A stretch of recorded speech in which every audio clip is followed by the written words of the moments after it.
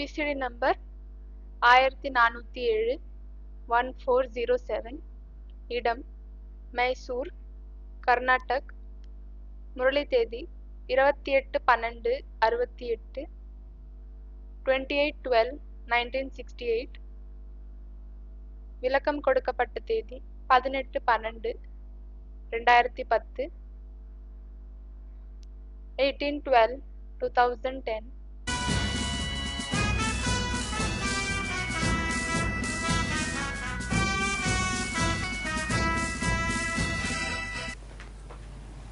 आज क्या प्रातः क्लास है?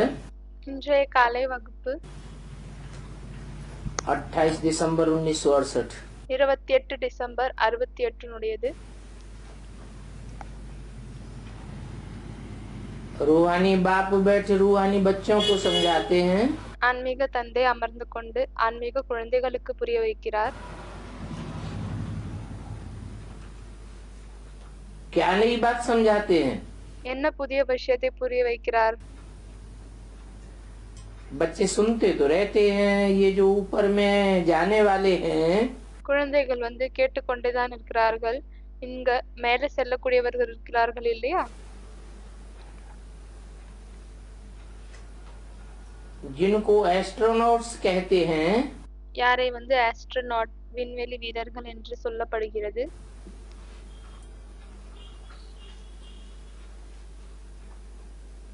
तुम सभी अपन को आत्मा जानते हो। நீங்கள் அனைவருமே தன்னை ஆத்மா என்று அறிவீர்கள். और तुम्हारा बाप आकर तुम आत्मा को सिखाते हैं। மற்றும் உங்களுடைய தந்தை விட்டு ஆத்மாக்களுக்கு கற்றுக் கொடுக்கிறார். वो तो सिर्फ मून तक जाने की कोशिश करते हैं। அவர்கள் வெறும் சந்திரன் வரை செல்வதற்காக முயற்சி செய்கிறார்கள். कितना खर्चा करते हैं எவ்வளவு செலவு செய்கிறார்கள். और ऊपर जाने में उनको बहुत डर रहता है। மற்றும் மேலே செல்வதற்காக அவர்களுக்கு மிகவும் பயம் இருக்கிறது. अभी तुम अपने ऊपर विचार करो। இப்பொழுது நீங்கள் தன் மீது சிந்தித்து பாருங்கள். तुम कहाँ के रहने वाले हो? நீங்கள் எங்கு இருக்கக்கூடியவர்கள் என்று. वो तो चंद्रमा की तरफ जाते हैं। அவர்கள் சந்திரன் பக்கம் செல்கிறார்கள். और तुम तो सूरज चांद सितारों से भी पार जाते हो। மற்றும் நீங்கள் சூரியன் சந்திரன் நட்சத்திரத்தை விட்டு அப்பாற்பட்டு செல்கிறீர்கள். एकदम मूल वतन में। ஒரேடியாக மூலவதனத்திற்கு.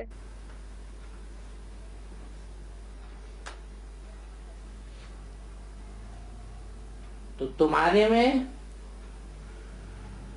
और उनमें फर्क क्या हुआ?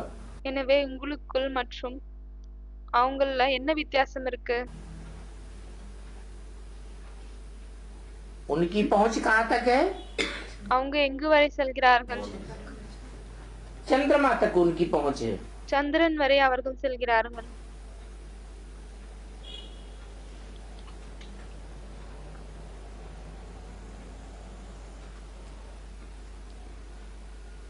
अब बोला सिर्फ चंद्रमा तक। என்று சொன்னார் வெறும் சந்திரன் வரை.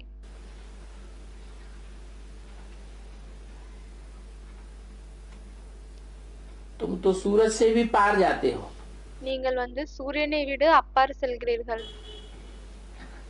वो लोग जो ऊपर में जाते हैं அவர்கள் யார் மேலே செல்கிறார்களோ उनको बहुत पैसे आदि मिलते हैं। அவர்களுக்கு பணம் நிறைய கிடைக்கிறது. ऊपर में चक्र लगाने की उनको लाखों रुपए की परसेंटेज मिलती। மேலே சுற்றுவதற்காக அவர்களுக்கு லட்சக்கணக்கான பர்சன்டேஜ்ல கிடைக்குது.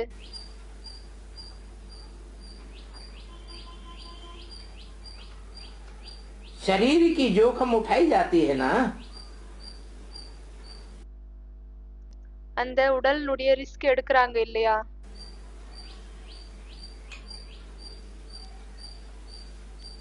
तो लाखों रुपए प्रेजेंट्स में पाते हैं। எனவே லட்சக்கணக்கான பணம் அவர்கள் பிரசன்ட்டாக எடுத்துக்கொள்கிறார்கள். वो है उनका साइंस का घमंड। அது அவங்களுடைய சயின்ஸ்னுடைய விஞ்ஞானத்தினுடைய கர்வமாகும். तुम जानते हो हम आत्माएं अपने शांति धाम में जाते हैं, நீங்கள் அறிவீர்கள், ஆத்மாக்களாகிய நாம் நம்மளுடைய சாந்தி தாமத்திற்கு செல்கிறோம். तो तुम्हारा है साइलेंस का घमंड। எனவே உங்களுடையது சைலன்ஸ்னுடைய கர்வமாகும். ऐसे तो आत्मा ही सभी कुछ करती है, இப்படி பார்த்தால் ஆத்மா தான் எல்லாமே செய்கிறது. उनकी भी आत्मा शरीर के साथ ऊपर में जाती है। அவங்களுடைய ஆத்மா கூட உடலோடு மேலே செல்கிறது. बड़ा खौफनाक है। ரொம்ப பயங்கரமானதாகும். डरते भी हैं, பயப்படவும் செய்கிறார்கள். ऊपर से गिरे तो जान खत्म हो जाएगी। ஒருவேளை மேலே இருந்து கீழே விழுந்தால் பிறகு உயிர் போயிடும்.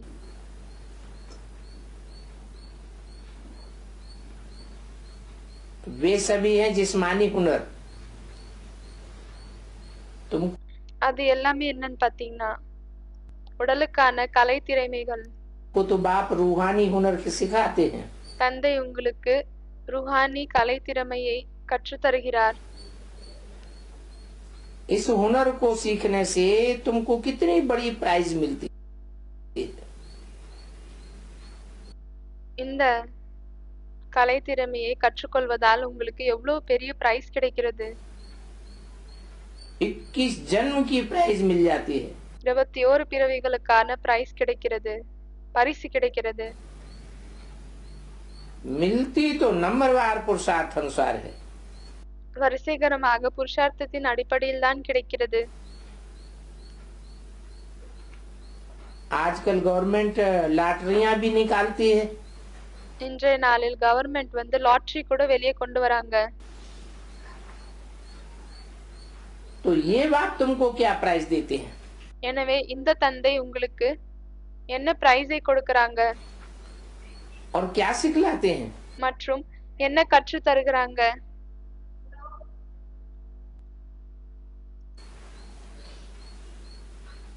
तुमको बिल्कुल ऊपर में ले जाते हैं। உங்களை முற்றிலும் மேலே அழைத்து செல்கிறார். जहाँ तुम्हारा घर है, எங்கு உங்களுடைய வீடு இருக்கிறது? अभी तुमको याद आया ना कि हमारा घर कहाँ है। இப்பொழுது உங்களுக்கு ஞாபகம் வந்தது இல்லையா நம்மளுடைய வீடு எங்க இருக்குன்னு? और जो तुमने अपनी राजधानी गंवाई है वो कहाँ है? மற்றும் நீங்க உங்களுடைய எந்த ராஜதானியை இழந்து விட்டீர்களோ அது எங்க இருக்கு?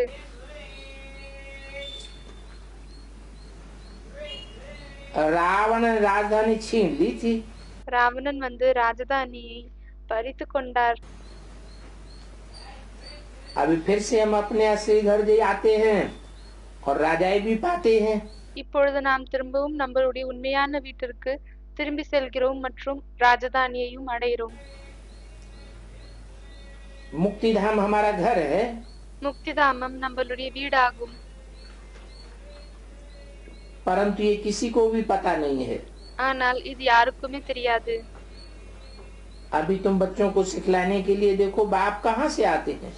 இப்பொழுது குழந்தைகளாகி உங்களை கற்பிப்பதற்காக தந்தை எங்கிருந்து வருகிறார்? कितना दूर से आते हैं। எவ்வளவு தூரத்திலிருந்து வருகிறார்? ये तुम्हारी आत्मा भी रॉकेट है। இது உங்களுடைய ஆத்மா கூட ராக்கெட் ஆகும்.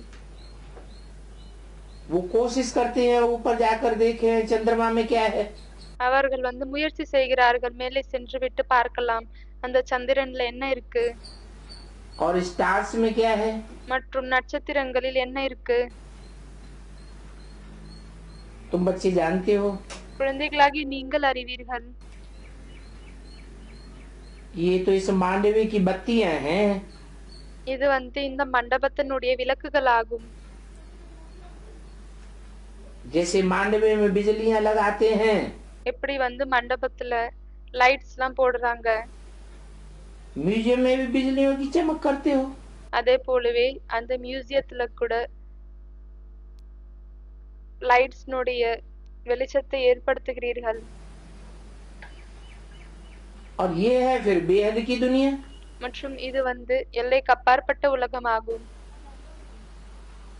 इसमें ये सूरज चांद सितारे रोशनी देने वाली बत्तियां हैं।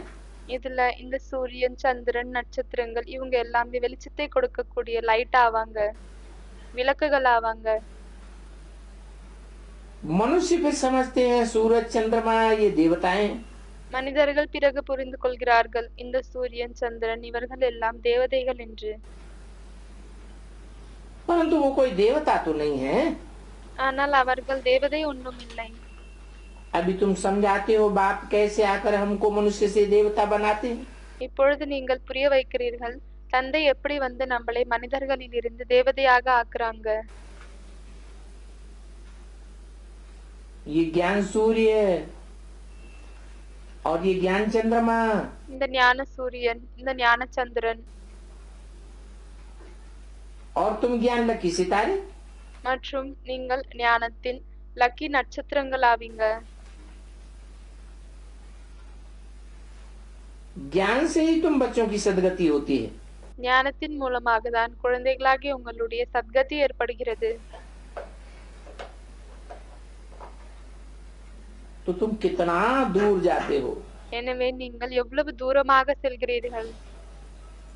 बाप ने घर जाने का रास्ता बताया है। தந்தை தான் வீட்டிற்கு செல்வதற்கான வழியை சொல்லியிருக்கிறார். सिवाय बाप के और कोई भी वापस घर नहीं जा सकते। தந்தையை தவிர வேறு யாராலுமே வீட்டிற்கு திரும்பி செல்ல முடியாது.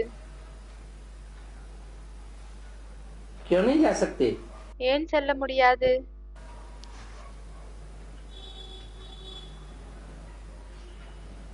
क्योंकि सब जन्म मरण के चक्र में आते हैं। ஏனெனில் அனைவருமே பிறப்பு இறப்பினுடைய சக்கரத்தில் வருகிறார்கள்.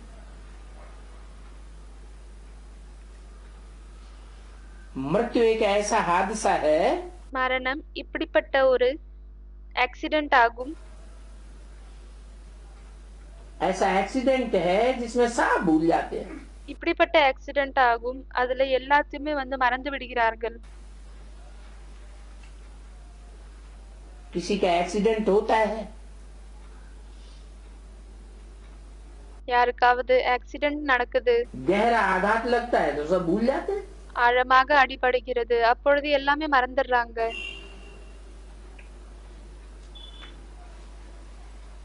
तुम तो जानते हो कि जब बाप आकर के हमको शिक्षा देते हैं, நீங்கள் அறிவீர்கள் எப்பொழுது தந்தை விட்டு நம்மளுக்கு படிப்பை சொல்லி தராரு, तभी तुम जाते हो। அப்பொழுதுதான் நீங்கள் செல்கிறீர்கள். ये भी समझते हो இதையும் புரிந்து கொள்கிறீர்கள் कि हम आत्मा पवित्र बनेंगे, நாம் ஆத்மாக்கள் தூய்மை ஆகுவோம், तभी अपने घर जा सकेंगे। அப்பொழுதுதான் தன்னுடைய வீட்டிற்கு செல்ல முடியும். जब तक अपवित्रता का लेप छेप है, घर तो वापस नहीं जा सकते। எப்பொழுது வரை அசுத்தம், தூய்மையின்மையினுடைய அந்த சாயம் இருக்கிறதோ அப்பொழுது வரை வீட்டிற்கு செல்ல முடியாது. घर जावेंगे फिर या तो योग बल से, வீட்டிற்கு எப்படி செல்ல முடியும் என்றால் யோக பலத்தின் மூலமாக, या तो मोचरे के बल से, இல்லையானால் அடி வாங்கிவிட்டு, या फिर कर्म भोग से। இல்லையானால் கர்ம போகத்தின்படி. पाप तो कट नहीं है। பாவங்கள் அழியணும் இல்லையா? बाप तो समझाते रहते हैं, जितना बाप को याद करेंगे தந்தை புரிய வைத்துக் கொண்டே இருக்கிறார், எவ்வளவுக்கு எவ்வளவு தந்தை நினைவு செய்வீர்களோ उतना तुम पावन जरूर बनेंगे। அவ்வளவு நீங்கள் கண்டிப்பாக பாவனமாக ஆகுவீர்கள். याद नहीं करेंगे तो पतित ही रह जाएंगे। நினைவு செய்யவில்லை என்றால் பிறகு பத்தித்தாகவே இருந்து விடுவீர்கள். फिर पावन बनने के लिए तुमको बहुत सजाएं खानी पड़ेंगी। பிறகு பாவனமாகுவதற்காக உங்களுக்கு நிறைய தண்டனையை அனுபவிக்க வேண்டியதாக இருக்கும். और जितनी सजाएं खावेंगे उतना ही पदवी भ्रष्ट हो जाएगा। மற்றும் எவ்வளவு தண்டனையை அனுபவிப்பீர்களோ அவ்வளவு பதவியும் தாழ்ந்ததாகிவிடும். ये पद क्या है? இந்த பதவி என்பது என்ன?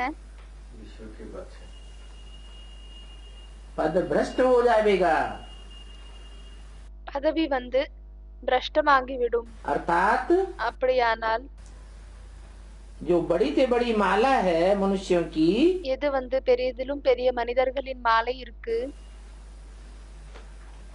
500-700 करोड़ की माला है, 500-700 கோடியினுடைய மாலை இருக்கு. उसमें पद नीचे गिरता जाएगा। அதுல பதவி கீழே இறங்கி கொண்டே செல்லும்.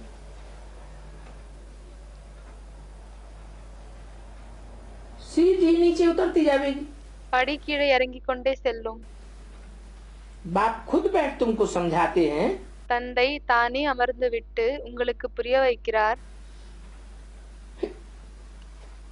कि तुम कैसा पुरुषार्थ करो जो घर जा सको। நீங்கள் எப்படி புருஷார்த்தத்தை செய்வதால் வீட்டிற்கு செல்லலாம். ये ब्रह्मांड क्या है இந்த பிரம்மாண்டம் என்ன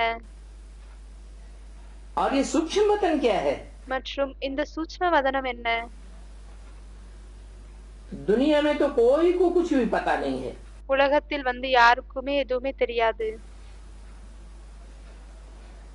जो भी स्टूडेंट्स होते हैं पहले थोड़े कुछ जानते हैं, யாரெல்லாம் ஸ்டூடெண்ட்ஸ் இருக்காங்க அவங்க முதலில் ஏதாவது அறியறாங்களா என்ன? जब पढ़ना शुरू करते हैं तो फिर नॉलेज मिलती जाती है। எப்பொழுது படிக்க தொடங்குகிறார்களோ அப்பொழுது ஞானம் கிடைத்து கொண்டே செல்கிறது. वो जिस्मानी स्टूडेंट्स होते, அவர்கள் வந்து உடலில் இருக்கக்கூடிய ஸ்டூடெண்ட் ஆவாங்க. तुम तो रूहानी स्टूडेंट्स हो। நீங்கள் வந்து ஆன்மீக மாணவர்கள். पहले तुम भी कुछ नहीं जानते थे, நீங்களும் முன்னால் எதுவுமே தெரிஞ்சுக்காமல் இருந்தீங்க. और नॉलेज भी कोई छोटी बड़ी नहीं होती है। நாலேஜ் எதுவும் ஞானம் வந்து சிறிய பெரியதாக இல்லை. हाँ, नॉलेज का विस्तार हो जाता है। இது இருக்கிறது என்னவென்றால் ஞானம் வந்து விஸ்தாரம் அடைகிறது. ICS का इम्तिहान दिया, ஐசிஎஸ் னுடைய பரீட்சை தராங்க. फिर तो कहेंगे नॉलेज फुल हो गई। பிறகு சொல்றாங்க ஞானம் நிறைந்தவங்களாக ஆயிட்டாங்கன்னு. बस அவ்வளவுதான். इससे ऊंच नॉलेज और कोई नहीं होती है। இதைவிட உயர்ந்த ஞானம் வேறு எதுவும் இல்லை. अभी तुम कितने ऊंचे नॉलेज सीखते हो?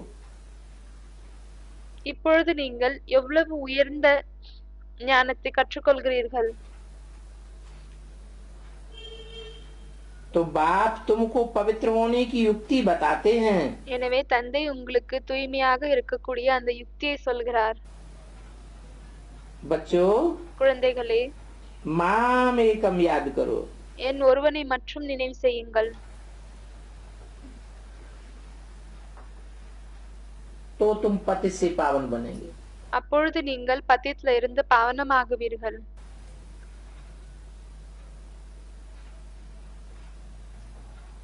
पावन से पतित कैसे बने?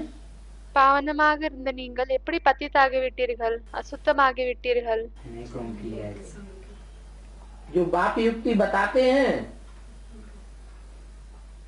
रावण उल्टी युक्ति बताते हैं। தந்தை வந்து எந்த வழியை சொல்கிறாரோ அதற்கு விபரீதமாக ராவணன் வழியை சொல்கிறான். तो तुम पतित बन जाते हो। அப்படி இருக்கும் பொழுது நீங்கள் பத்தித்தாகி விடுகிறீர்கள், அசுத்தமாகி விடுகிறீர்கள். असल में तो तुम पावन आत्माएं थे। உண்மையில் வந்து நீங்கள் பாவனமான ஆத்மாக்களாக இருந்தீர்கள்.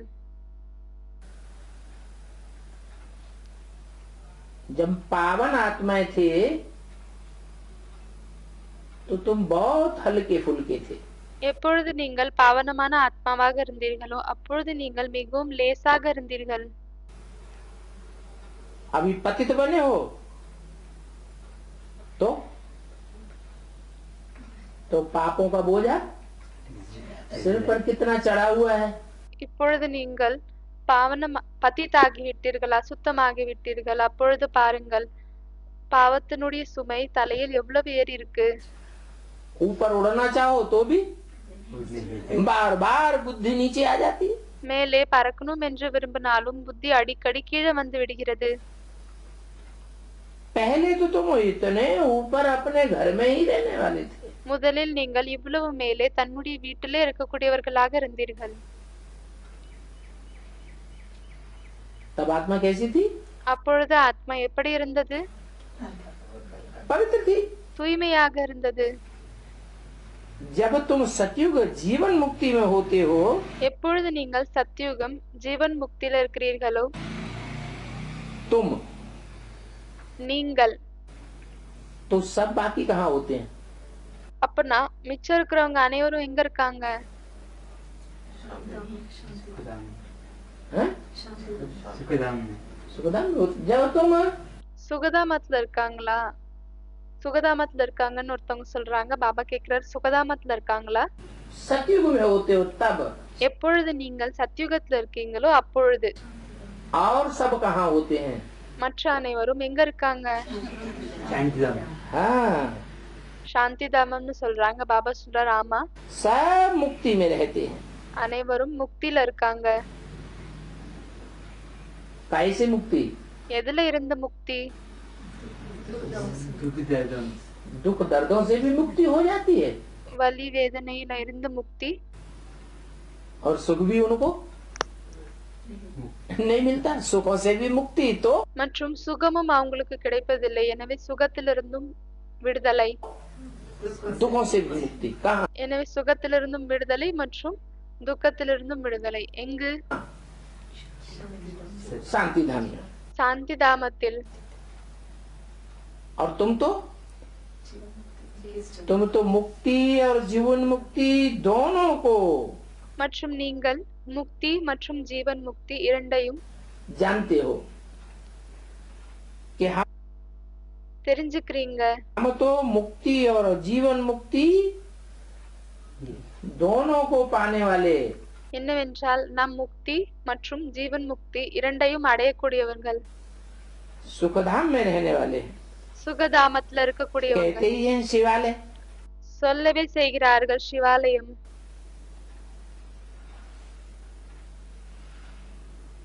तुम सुख भी पाते हो और शांति भी भरपूर पाते हो। நீங்கள் சுகத்தையும் எடுத்துக்கிறீங்க மற்றும் சாந்தி நிம்மதியும் நிறைஞ்சி அனுபவிக்கிறீங்க.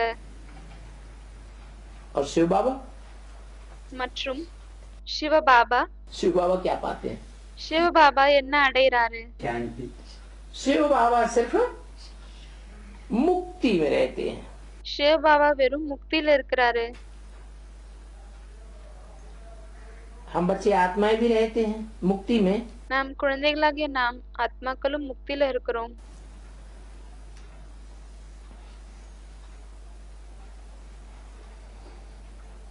तो वो साइंस के लिए क्या क्या करते रहते हैं?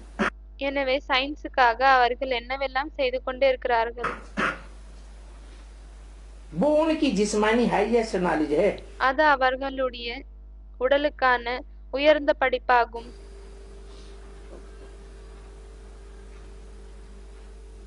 ये फिर हाईएस्ट रूहानी नॉलेज। பிறகு இது ஹையஸ்ட் ருஹானி நாலேஜ் ஆகும். वो कहते हैं सूरज चांद के ऊपर जाकर रहेंगे। அவர்கள் சொல்கிறார்கள், நாங்கள் சூரியன் நட்சத்திரத்தில இருந்து அப்பாற்பட்டு சென்று இருப்போம்.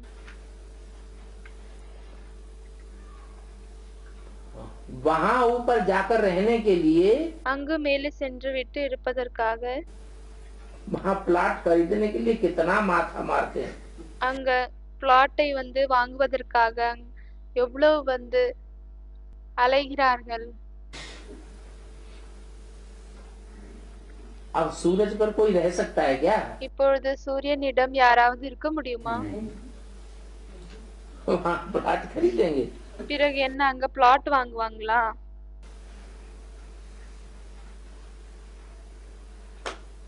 बड़ी बहादुरी दिखाते हैं। ரொம்பவே வந்து வீரத்தை காமிக்கிறாங்க. दिखाते हैं हम इतने मल्टी मिलियन माइल्स ऊपर में जाते हैं। காமிக்கிறாங்க நாங்க இவ்வளவு மல்டி மில்லியன் மைல்ஸ் வந்து மேல போகிறோம். पूरा टाइम रखा हुआ है। ஃபுல்லா டைம் வச்சிருக்காங்க. ऐसे करते करते जब उनकी आस पूरी नहीं होगी, இப்படி செய்து கொண்டு எப்பொழுது அவர்களின் ஆசை வந்து நிறைவேறாதோ, और तुम्हारी अचानक आस पूरी हो जाएगी, பிறகு உங்களது வந்து திடீர்னு ஆசை வந்து நிறைவேறிவிடும். उनका है झूठा जिस्मानी घमंड, அவங்களது வந்து பொய்யான உடலுக்கான கர்வமாகும். और तुम्हारा है रूहानी घमंड। மற்றும் உங்களுடையது ஆன்மீக கர்வமாகும். जिस्मानी घमंड झूठा क्यों? உடலுக்கான கர்வம் பொய்யானது ஏன்?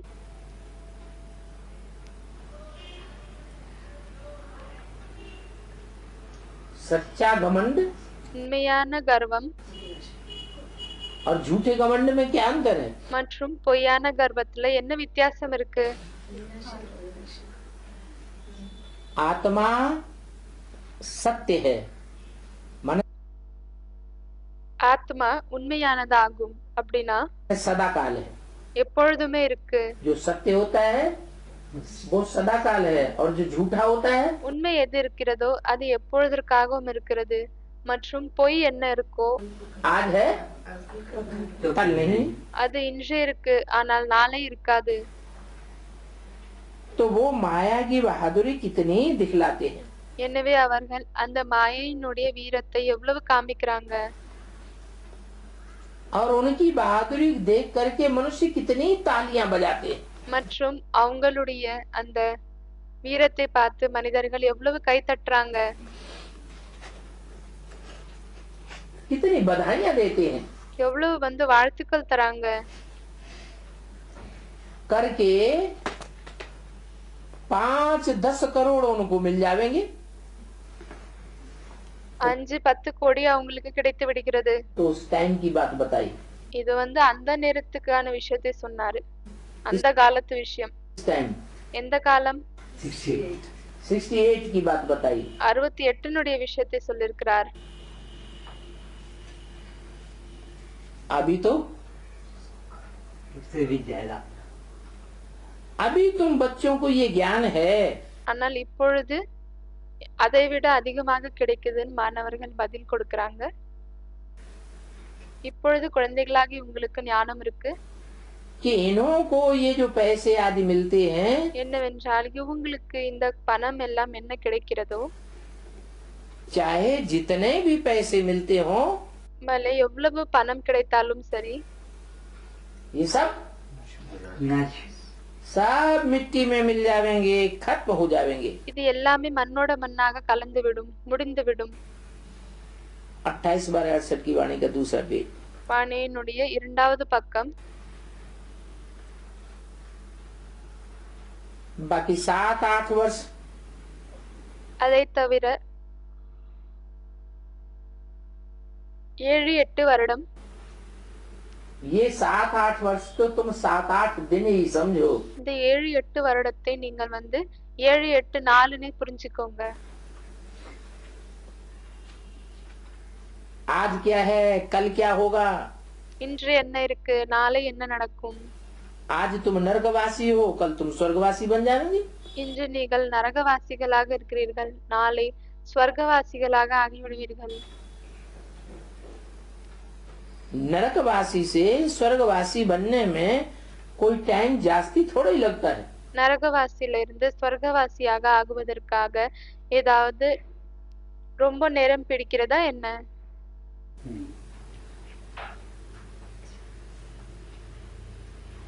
तो उन्होंने है जिस्मानी ताकत, எனவே அவங்களுடையது வந்து உடலுக்கான வலிமையாகும். और तुम्हारी है रूहानी ताकत, மற்றும் உங்களுடையது ஆத்மாவின் வலிமையாகும். जो सिर्फ तुम ही जानते हो। எதை வந்து வெறும் நீங்கள் மட்டும்தான் அறிவீர்கள். वो जिस्मानी ताकत से कहाँ तक जावेंगे? அவர்கள் இந்த உடலுக்கான வலிமையோடு எங்கு வரை செல்வார்கள்? सूरज चांद तक पहुंचेंगे சூரியன் நட்சத்திரம் வரை செல்வார்கள். और लड़ाई बीच में ही शुरू हो जाएगी, மற்றும் சண்டை வந்து நடுவிலே தொடங்கிவிடும். फिर तो सभी खत्म हो जाएंगे। அதற்கு பிறகு எல்லாமே வந்து முடிந்துவிடும்.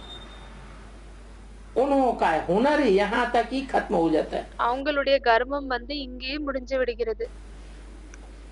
उनकी जिस्मानी हाईएस्ट हुनर, அவங்களுடையது உடலுக்கான உயர்ந்த கர்வம். तुम्हारा हाईएस्ट रूहानी हुनर, மற்றும் உங்களுடையது வந்து ஆன்மீக எல்லாத்தை விட பெரிய கலைத்திறமையாகும். तुम मूल वतन शांति धाम में जाते हो, அவங்களுடையது உடலுக்கான கலைத்திறமையாகும். நீங்கள் மூலவதனம் சாந்தி தாமத்திற்கு செல்கிறீர்கள். उनका नाम ही है स्वीट होम। அதனுடைய பெயரே என்னவாகும்னா இனிமையான வீடு.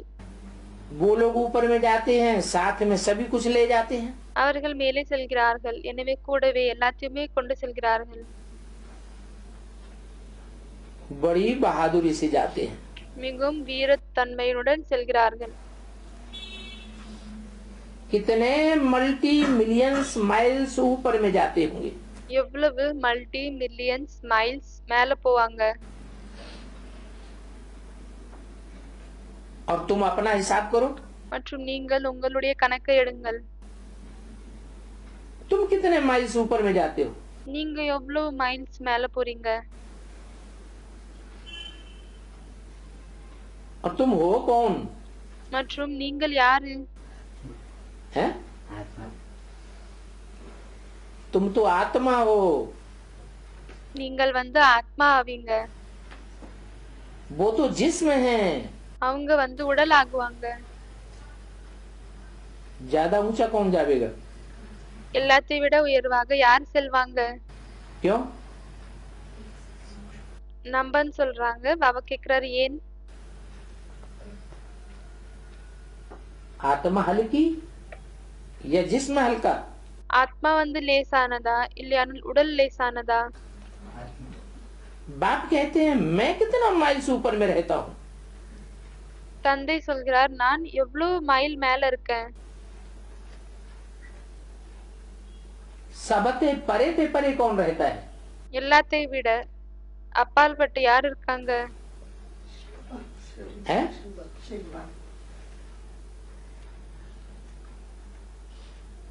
तुम गिनती कर सकेंगे मैं कितना माइल्स ऊपर में रहता हूँ? சிவ தந்தை என்று பதில் கொடுக்கறாங்க. எனவே பாபா சொல்கிறார் உங்களால வந்து எண்ண முடியுமா நான் எவ்வளவு மைல் மேல இருக்கேன். उनके पास तो गिनती होती है। ஆனா அவங்களிடம் வந்து எண்ணிக்கை இருக்கு. बतलाते हैं हम इतने माइल्स ऊपर में गए। சொல்கிறார்கள் நாங்கள் இவ்வளவு மைல்ஸ் மேல போனோம். फिर लौट भी आते हैं। பிறகு திரும்பியும் வருகிறார்கள். बड़ी खबरदारी रखते हैं कि हम ऐसे ऐसे उतरेंगे, மிகவும் கவனம் இருக்குது அவங்க கிட்ட. நாங்க இப்படி இப்படி கீழே இறங்குவோம், ऐसे ऐसे करेंगे। இப்படி இப்படி செய்வோம். दुनिया में बहुत आवाज हो जाता है।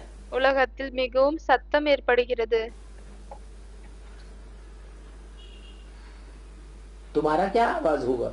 உங்களுடைய சத்தம் என்ன ஏற்படும்? जब तुम जावेंगे எப்பொழுது நீங்கள் செல்வீர்களோ तो क्या आवाज होगा? அப்பொழுது என்ன சத்தம் ஏற்படும்? तुम कहाँ जाते हो, फिर कैसे आते हो, कोई को पता ही नहीं। நீங்கள் எங்க செல்கிறீர்கள், பிறகு எப்படி வருகிறீர்கள், இது யாருக்குமே தெரியாது. और तुमको प्राइज क्या मिलती है? மற்றும் உங்களுக்கு என்ன பிரைஸ் கிடைக்கிறது? ये भी तुम जानो। இதையும் நீங்கள் தான் அறிவீர்கள். दुनिया में कोई नहीं जानते। உலகத்தில் வேறு யாருமே அறிய மாட்டார்கள். वंडरफुल बात है ना, बाबा की कमाल है। வண்டர்ஃபுல் விஷயமாகும் இல்லையா? இதுல வந்து பாபாவினுடைய அற்புதம் இருக்கு. इसको पता ही नहीं है। யாருக்குமே தெரியாது. तुम तो कहेंगे ये नई बात हो रही है। நீங்கள் சொல்வீங்க இது என்ன புதிய விஷயமா? क्यों? ஏன்? अरे नई बात नहीं है। இது புதிய விஷயம் இல்லையா? क्यों? ஏன்? कल्प कल्प हम ऐसे ही करते आए हैं। கல்ப கல்பமாக நாம் இப்படியே தான் செய்து கொண்டே வந்திருக்கிறோம். हर 5000 वर्ष बाद ஒவ்வொரு 5000 வருடங்களுக்கு பிறகு हम ऐसे ही मुक्ति धाम जाते हैं। நாம் இப்படியே தான் முக்திதாமத்திற்கு செல்கிறோம். वो तो अपनी यह प्रैक्टिस करते रहेंगे। அவங்க வந்து இந்த பிராக்டிஸ் தனக்காகவே செய்து கொண்டே இருக்கிறார்கள். तुम इस सृष्टि रूपी ड्रामा के आदि मध्य अंत ड्यूरेशन को अच्छी तरह जानते हो। நீங்கள் இந்த உலகமாகிய டிராமாவினுடைய ஆரம்பம் நடு கடைசியினுடைய காலத்தை நன்றாக அறிவீர்கள். तो तुमको कितना नशा रहना चाहिए। எனவே உங்களுக்கு எவ்வளவு போதை இருக்க வேண்டும். बाबा हमको क्या क्या सिखलाते हैं। தந்தை நம்மளுக்கு என்னவெல்லாம் கற்று தருகிறார். बहुत ऊंचा पुरुषार्थ करते हैं और फिर भी करेंगे। ரொம்ப உயர்ந்த புருஷார்த்தத்தை செய்கிறோம் மற்றும் இன்னும் செய்வோம். परंतु ये सभी बातें दुनिया में और कोई नहीं जानते हैं। बाप गुप्त है। ஆனால் இந்த எல்லா விஷயத்தையுமே உலகத்தில் இன்னும் யாருமே அறிய மாட்டார்கள். தந்தை குப்தமானவர். तुमको कितना राज समझाते हैं। உங்களுக்கு எவ்வளவு வந்து ரகசியத்தை சொல்லி புரிய வைக்கிறார். कितनी नॉलेज देते हैं। எவ்வளவு நாலேஜை கொடுக்கிறார். उन लोगों का जानना है हद तक। அவங்க வந்து வெறும் எல்லைக்குட்பட்டதை மற்றும் தெரிஞ்சுக்கிறாங்க. और तुम तो बेहद में जाते हो। மற்றும் நீங்கள் எல்லைக்கு அப்பாற்பட்டதில் செல்கிறீர்கள். कुछ चंद्रमा तक जाते हैं। அவர்கள் சந்திரன் வரை செல்கிறார்கள். अभी वो तो बड़ी बड़ी बत्तियां और तो कुछ है नहीं। அது வந்து பெரிய பெரிய லைட், அவ்வளவுதான், வேற எதுவும் இல்ல. उनको धरती नीचे बहुत कुछ देखने में आता है। அவங்களுக்கு கீழே பூமி நிறைய விஷயங்கள் பார்ப்பதில் வருகிறது. किनको? யாருக்கு? साइंस घमंडियों को। அந்த சயின்ஸ்னுடைய கர்வம் கொண்டவர்களுக்கு धरती के नीचे बहुत कुछ देखने में आता है। பூமியின் கீழே நிறைய பார்ப்பதில் வருகிறது. तो उन्हों की है जिस्मानी नॉलेज। அப்பொழுது அவங்களுடையது உடலுக்கான ஞானமாகும். और तुम्हारी है रूहानी नॉलेज। மற்றும் உங்களுடையது ஆத்மாவிற்கான ஞானமாகும்.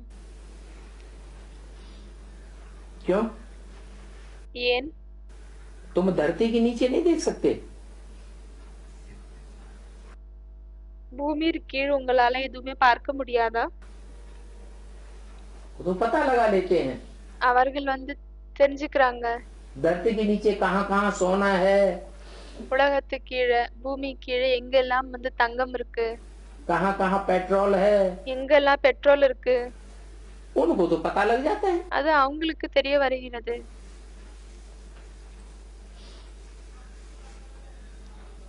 और तुम्हारी नॉलेज? மற்றும் உங்களுடைய நாலேஜ் रूहानी नॉलेज है। ஆன்மீக ஞானமாகும். तो फर्क कितना है। அப்பொழுது எவ்வளவு வித்தியாசம் இருக்கு. और तुम्हारी आत्मा कितनी छोटी है। மற்றும் உங்களுடைய ஆத்மா எவ்வளவு சிறியதாக இருக்கு. इतनी छोटी आत्मा, இவ்வளவு சிறிய ஆத்மா, ये बहुत तीखा रॉकेट है। இது வந்து ரொம்ப ஃபாஸ்டாக செல்லக்கூடிய ராக்கெட் ஆகும். आत्माएं ऊपर ब्रह्मांड में रहती हैं, फिर आती हैं पार्ट बजाने। ஆத்மாக்கள் மேலே பிரம்மாண்டத்தில் இருக்கிறார்கள், பிறகு வருகிறார்கள் பாட் செய்வதற்காக. यहाँ तो तुम्हारी आत्मा भ्रकुटी के बीच में रहती है। இங்கு வந்து உங்களுடைய ஆத்மா புருவத்துக்கு மத்தியில் இருக்கிறது.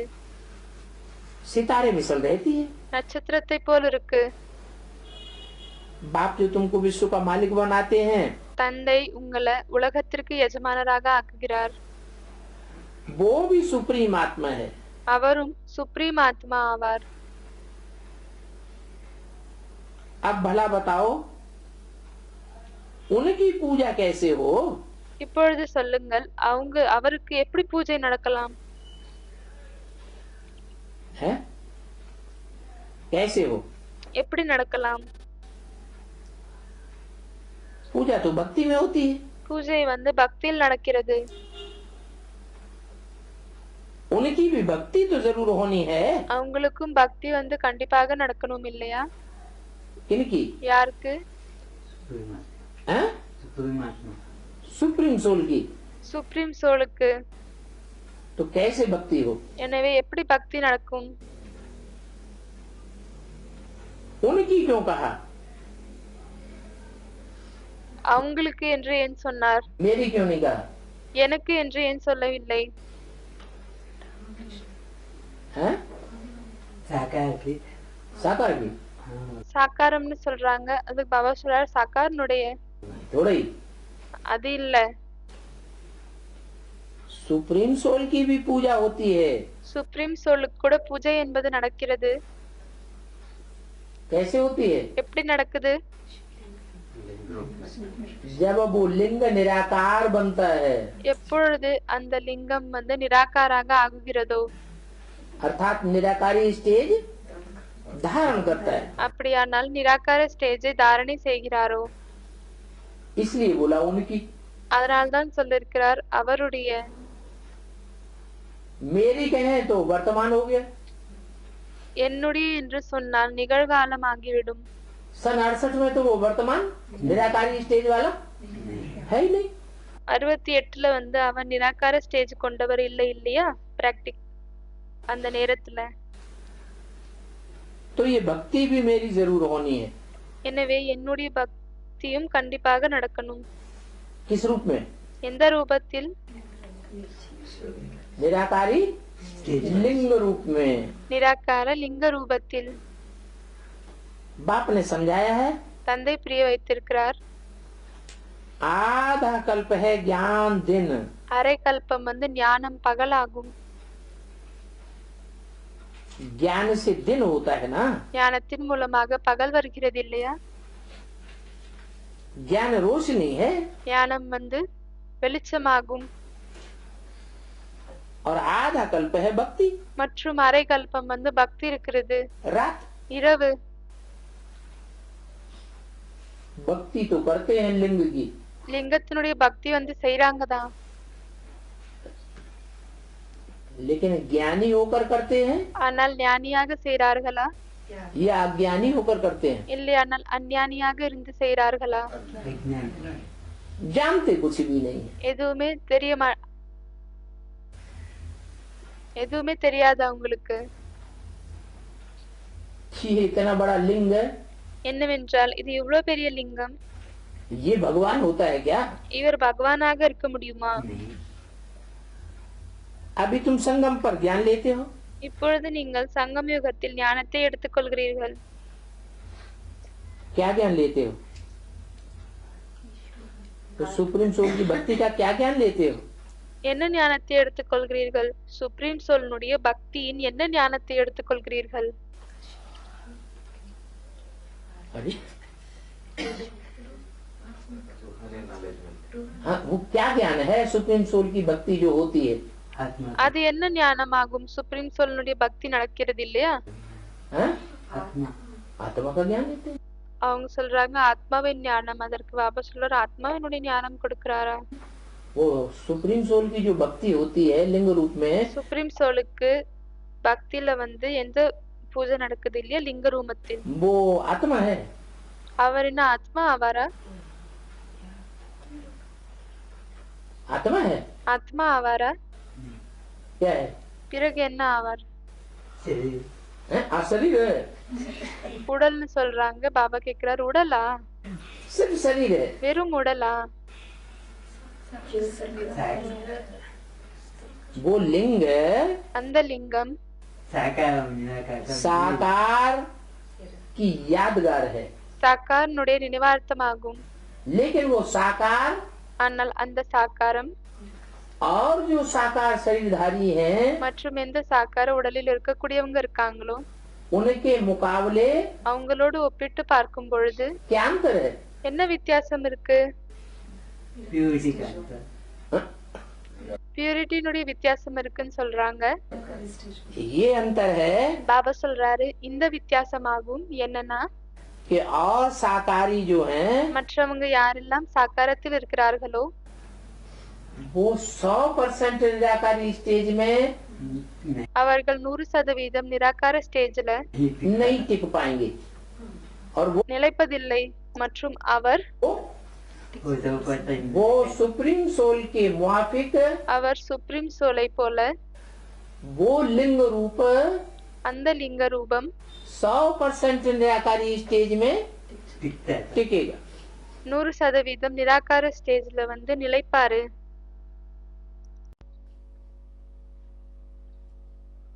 परंतु सतयुग में तो तुमको ये ज्ञान नहीं होता है. ஆனால் சத்தியுகத்தில் உங்களுக்கு இந்த ஞானம் வந்து இருப்பதில்லை. निराकारी स्टेज का उस நிராகார ஸ்டேஜினுடைய ஞானம் लिंग की निराकारी स्टेज का क्या ज्ञान है? அந்த லிங்கத்தினுடைய நிராகார ஸ்டேஜினுடைய ஞானம் என்னவாகும்?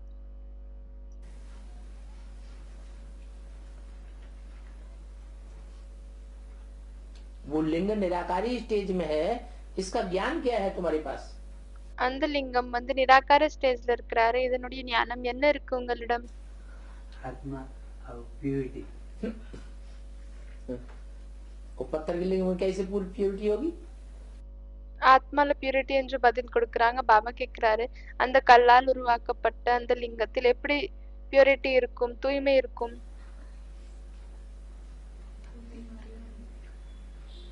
यही ज्ञान है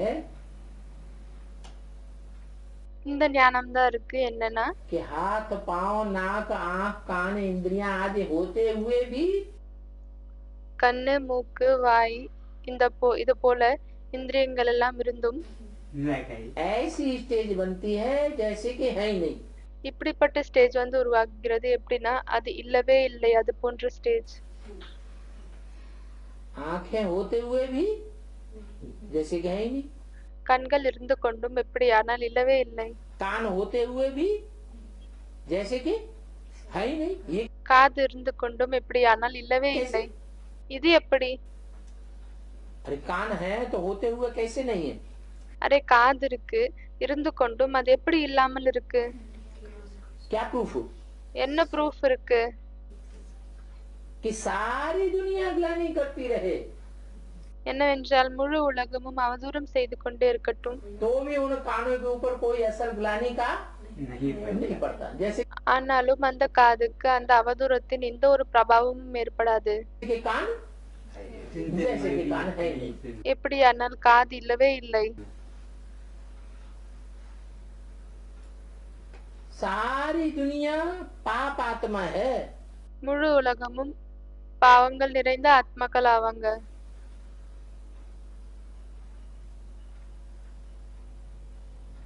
पापों को देखने के लिए आता है आंखों का लोन लेकर. இந்த கண்களுடைய லோனை எடுத்துக்கொண்டு பாவங்களை பார்ப்பதற்காக வருகிறார். लेकिन उसका असर होता है नहीं ஆனால் அதனுடைய ஏதாவது தாக்கம் ஏதாவது ஏற்படுகிறதா? कोई को किसी को पाप करते हुए देख ले யாராவது யாரையாவது பாவங்கள் செய்யற போல பாத்துட்டாங்க, तो उसके ऊपर असर हो जाता है कि नहीं? அப்போ பார்க்கக்கூடியவங்களின் மீது அந்த தாக்கம் ஏற்படுதா இல்லையா? बार बार याद आता है ना, அடிக்கடி அவங்களுக்கு அது ஞாபகம் வருது இல்லையா? लेकिन उसके ऊपर कोई असर नहीं असर ही नहीं. ஆனால் அவர் மீது எந்த ஒரு பிரபாவமும் ஏற்படாது.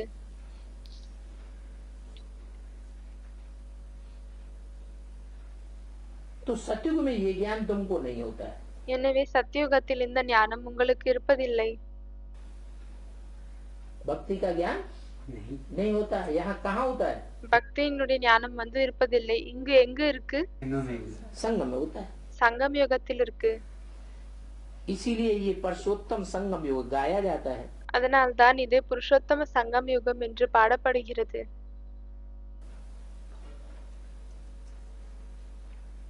कहाँ गाया जाता है? எங்கு பாடப்படுகிறது? कैसे गाया जाता है? எப்படி பாடப்படுகிறது? अरे गाया जाता है कि नहीं गाया जाता है? அரே பாடப்படுகிறதா இல்லையா? பாடப்படுவதில்லையா? कैसे? எப்படி? ना लिंग पुरुषोत्तम मास मनाते हैं हर चौथी वर्ष. ஒவ்வொரு 4வது வருடமும் புருஷோத்தம மாதத்தை கொண்டாடுகிறார்கள். तो ये गायन चलता है भक्ति मार्ग में। कितना व्रत எனவே இந்த மகிமை வந்து பக்தி மார்க்கத்தில் நடந்து கொண்டிருக்கிறது. पूजन उपवास करते हैं, எவ்வளவு வந்து விரதம், பூஜை, உபவாசம் செய்கிறார்கள்.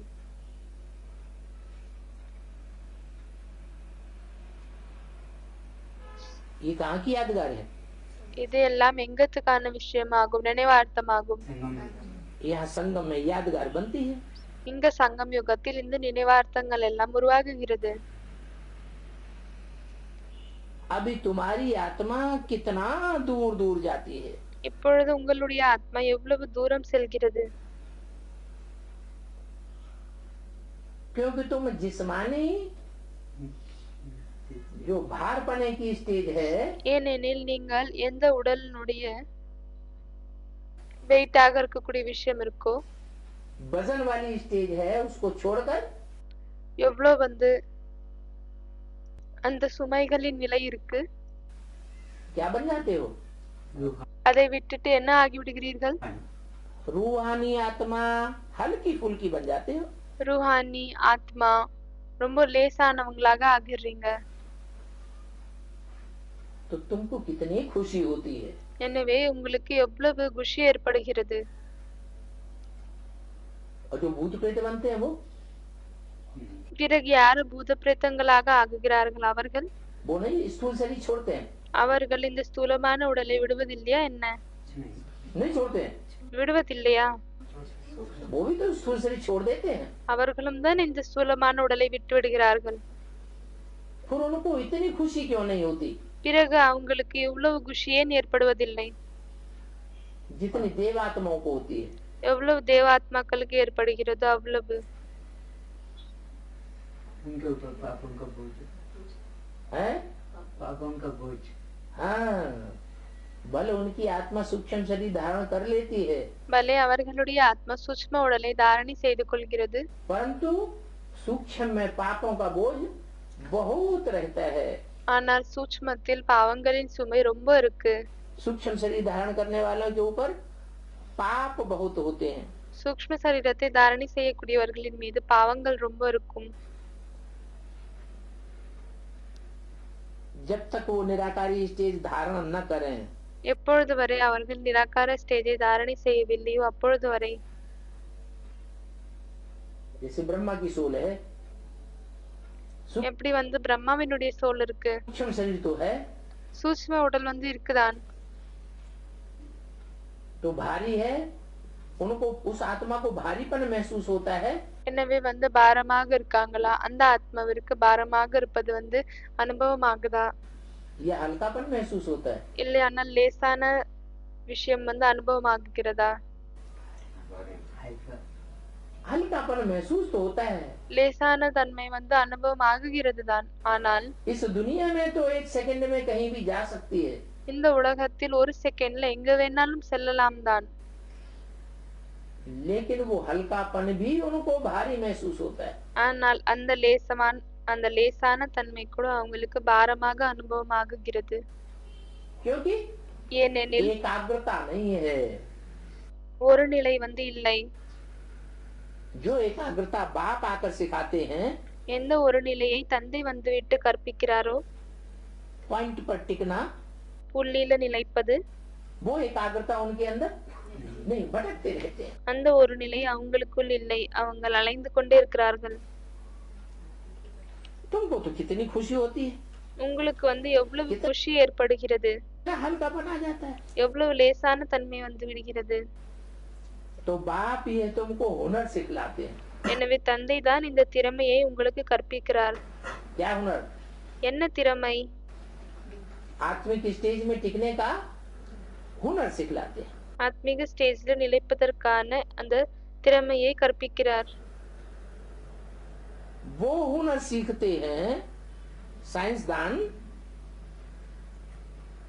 அந்த சயின்டிஸ்ட் வந்து எந்த திறமையை கற்றுக்கொள்கிறார்களோ, तो हुनर अपना दिखाते हैं, तो कहाँ से उनको 10-20 हजार मिले? அப்பொழுது அவர்கள் தன்னுடைய திறமையை காமிக்கிறாங்க, 10-20,000 வந்து கிடைக்க வேண்டும் என்று. परंतु कितना भी मिले, तुम तो समझते हो कुछ भी उनके साथ चलना नहीं। எவ்வளவு கிடைத்தாலும் சரி, ஆனால் நீங்கள் புரிந்து கொள்கிறீர்கள், அவங்களோடு வந்து எதுவுமே செல்ல போகுவதில்லை. और तुमको जो हुनर सिखाया जाता है மற்றும் உங்களுக்கு எந்த திறமையை கற்றுத்தரப்படுகிறதோ तुम अपने लिए क्या समझते हो? அப்பொழுது நீங்கள் தனக்காக என்ன புரிந்து கொள்கிறீர்கள்? तुमको क्या मिलता है? உங்களுக்கு என்ன கிடைக்கிறது? अरे कुछ मिलता है कि नहीं? पाल அரே, ஏதாவது கிடைக்கிறதா இல்லையா? तू हुनर सीख रहे हो मिलता है। இல்லையானால் வீணாகவே அந்த திறமையை நீங்கள் கற்றுக்கொள்கிறீர்களா? हैं? हमको ये हुनर मिलता है कि हम 21 जन्म के लिए आत्मिक स्टेज में टिक जाते हैं। நமக்கு இந்த திறமை கிடைக்கிறது என்னவென்றால், நாம் 21 பிறவிகளுக்காக ஆத்மீக ஸ்டேஜில் நிலைந்து விடுகிறோம். भटकने करने की बात नहीं नहीं रहती। அலையக்கூடிய சுற்றக்கூடிய விஷயம் எதுவுமே இருப்பதில்லை.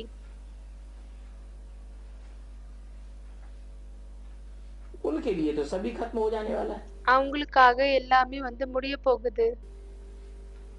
अभी तुमको कितने वैल्यूबल रतन मिलते हैं? इन இப்பொழுது உங்களுக்கு எவ்வளவு மதிப்புள்ள ரத்தினங்கள் கிடைக்கிறது? रत्नों की वैल्यू, इनकी कीमत कोई निकाल ही नहीं सकता। இந்த ரத்தினங்களுடைய வேல்யூ இல்லையானால் இதோடைய மதிப்பு வந்து யாராலுமே வந்து எடுக்க முடியாது, கணக்கெடுக்க முடியாது. ये तुम्हारे वर्षंस लाख लाख रुपए के हैं। कितना समय இது உங்களுடைய வாக்கியங்கள் வந்து லட்சக்கணக்கான ரூபாய் கொண்டதாகும். से तुम सुनते आते हो? எவ்வளவு நேரமாக நீங்கள் வந்து இதை கேட்டுக்கொண்டே வருகிறீர்கள்? ये भी जानते हो गीता में कितनी वैल्यूबल नॉलेज है? இதையும் நீங்கள் வந்து அறிவீர்கள், கீதையில் வந்து எவ்வளவு வேல்யூபிளான நாலேஜ் இருக்கு, और மதிப்புள்ள ஞானம் இருக்கு. மற்றும் ये एक ही गीता है இது ஒரே ஒரு கீதை தான் இருக்கு, जिसको मोस्ट वैल्यूबल कहते हैं। எதை வந்து மோஸ்ட் வேல்யூபிள் என்று சொல்லப்படுகிறது. कौन सी गीता? எந்த கீதை? गीताएं तो ढेर की ढेर है। கீதை வந்து நிறைய இருக்கு. टैगोर गीता, तिलक गीता, गांधी गीता, டேகோர் கீதை, திலக் கீதை, காந்தி கீதை, शंकराचार्य गीता, சங்கராச்சாரியர் கீதை, रामानुज गीता, कितनी गीताएं ढेर की ढेर ராமானுஜ் கீதை. எனவே எவ்வளவு கீதைகள், टीकाएं हैं। எவ்வளவு நிறைய விளக்கங்கள் இருக்கு. तुम्हारी ये गीता बहुत वैल्यूबल कौन सी गीता है? மற்றும் இது உங்களுடைய கீதை ரொம்பவே மதிப்புள்ளதாகும். எனவே எந்த கீதை? तुम्हारी உங்களுடைய கீதை எதுவாகும்? क्या है सच्ची गीता? சச்சி கீதா அப்படின்னு சொல்றாங்க. பாபா கேக்குறாரு, எந்த சச்சி கீதா? भगवत गीता ये भगवान खिलाया है। हाँ, मुरली। முரளி என்று சொல்கிறார். मुरली बहुत वैल्यूबल नहीं कहेंगे। பாபா சொல்றார், முரளியை வந்து ரொம்ப வேல்யூபிள் அப்படின்னு சொல்ல முடியாது. मुरली अमृत है क्या? முரளி வந்து அமிர்தமாகுமா என்ன? ज्ञान अमृत है। ஞான அமிர்தமாகுமா? नहीं मुरली को ज्ञान अमृत कहेंगे? முரளியை ஞான அமிர்தம் என்று சொல்ல முடியுமா? नहीं। இல்லை. बाबा जब उसको क्लैरिफाई करते हैं, பாபா எப்பொழுது அதை விளக்கங்களை கொடுக்கிறாரோ, टीचर बनकर के व्याख्या देते हैं, तो ஆசிரியர் ஆகிவிட்டு அதனுடைய விளக்கங்களை தருகிறார். एक एक वर्षन लाखों रुपए का है। அப்பொழுது அதனுடைய ஒவ்வொரு வாக்கியங்களும் லட்சக்கணக்கான ரூபாவினுடைய மதிப்பு கொண்டதாகும். ये सर्वशास्त्रमयी शिरोमणि श्रीमद् भगवत गीता है। இது எல்லா சாஸ்திரத்தின் தலை சிறந்த மணிமகுடம் ஸ்ரீமத் பகவத்கீதை ஆகும். जो भगवान की गाई हुई है। भगवत गीता माने இது வந்து பகவானால் பாடப்பட்டதாகும். பகவத் கீதை அப்படின்னா என்ன? भगवान भगवान की गाई हुई। பகவான் மூலமாக பாடப்பட்டது. ब्रह्मा के मुख से वेदवाणी तो आती है, பிரம்மாவின் வாயில இருந்து வேதவாணிகள் வெளியே வருதுதான். लेकिन उसे वैल्यूबल नहीं कहेंगे। ஆனால் அதை வேல்யூபிள் என்று சொல்ல முடியாது. क्यों नहीं कहेंगे? ஏன் சொல்ல முடியாது? उसमें क्लैरिफिकेशन है। हाँ, समझ में नहीं आता कुछ भी। ஏனெனில் அது எதுவுமே புரியவே வராது. वो लोग भल पढ़ते रहते हैं। அவர்கள் படித்துக் கொண்டே இருக்கிறார்கள். कौन लोग? யாரு? हैं? वो ब्राह्मण भल पढ़ते रहते हैं, அந்த பிராமணர்கள் பலே படித்துக் கொண்டே இருக்கிறார்கள். परंतु अर्थ थोड़ा ही समझते हैं। ஆனால் அர்த்தங்களை புரிந்து கொள்கிறார்களா என்ன? समझते हैं? புரிந்து கொள்கிறார்களா? उनसे पूछा जाए, जो जो वाक्य आते हैं मुरली में, அவர்களிடம் ஒருவேளை கேட்கப்படுகிறது என்னவென்றால், என்னவெல்லாம் முரளியில் வாக்கியங்கள் வருகிறதோ, परमात्मा सर्वव्यापी नहीं है। பரமாத்மா சர்வவியாபி இல்லை. कितनी बार आता है ये वाक्य? எத்தனை தடவை இந்த விஷயம் வருகிறது? फिर उनसे पूछा जाए कि सर्वव्यापी नहीं है, सर्वव्यापी नहीं है, रट्टा तो लगा लिया। பிறகு அவர்களிடம் ஒருவேளை கேட்கப்பட்டால் என்னவென்றால், சர்வவியாபி இல்லை, எல்லா இடத்திலும் இல்லை இல்லை என்று அதை மனப்பாடம் செய்து கொண்டீர்கள். फिर ये तो बताओ कि एक व्यापी कहाँ है? பிறகு இதை சொல்லுங்கள், அவர் ஒருத்தர் எங்க இருக்கிறாருன்னு. तो सिट्टी पिट्टी गुम। அப்பொழுது அவ்வளவுதான், எதுவுமே சொல்ல முடியாது. कुछ भी उनकी बुद्धि में नहीं बैठता, और तुम्हारी बुद्धि में तो எதுவுமே அவர்களுடைய புத்தியில் அமர்வதில்லை, மற்றும் உங்களுடைய புத்தியில் बैठता है। वो அமருகிறது. अर्थ थोड़ा ही समझते हैं அவர்கள் இதை புரிந்து கொள்கிறார்களா என்ன? कि गीता पढ़ने से क्या फायदा होगा। என்னவென்றால், கீதையை படிப்பதால் என்ன பலனாகும்? अभी बाप कहते हैं तुम मुझे याद करो तो तुम पावन बन जाओगे। இப்பொழுது தந்தை சொல்கிறார், நீங்கள் என்னை நினைவு செய்யுங்கள், எனவே நீங்கள் பாவனமாகி விடுவீர்கள். भल वो गीता पढ़ते हैं, பலே அவர்கள் கீதையை படிக்கிறார்கள். परंतु उन गीता पढ़ने वालों का एक का भी बाप से योग नहीं है। ஆனால் அந்த கீதையை படிக்கக்கூடியவர்களில் ஒருத்தர் கூட ஒருத்தரோட யோகம் கூட தந்தையோடு இல்லை. अरे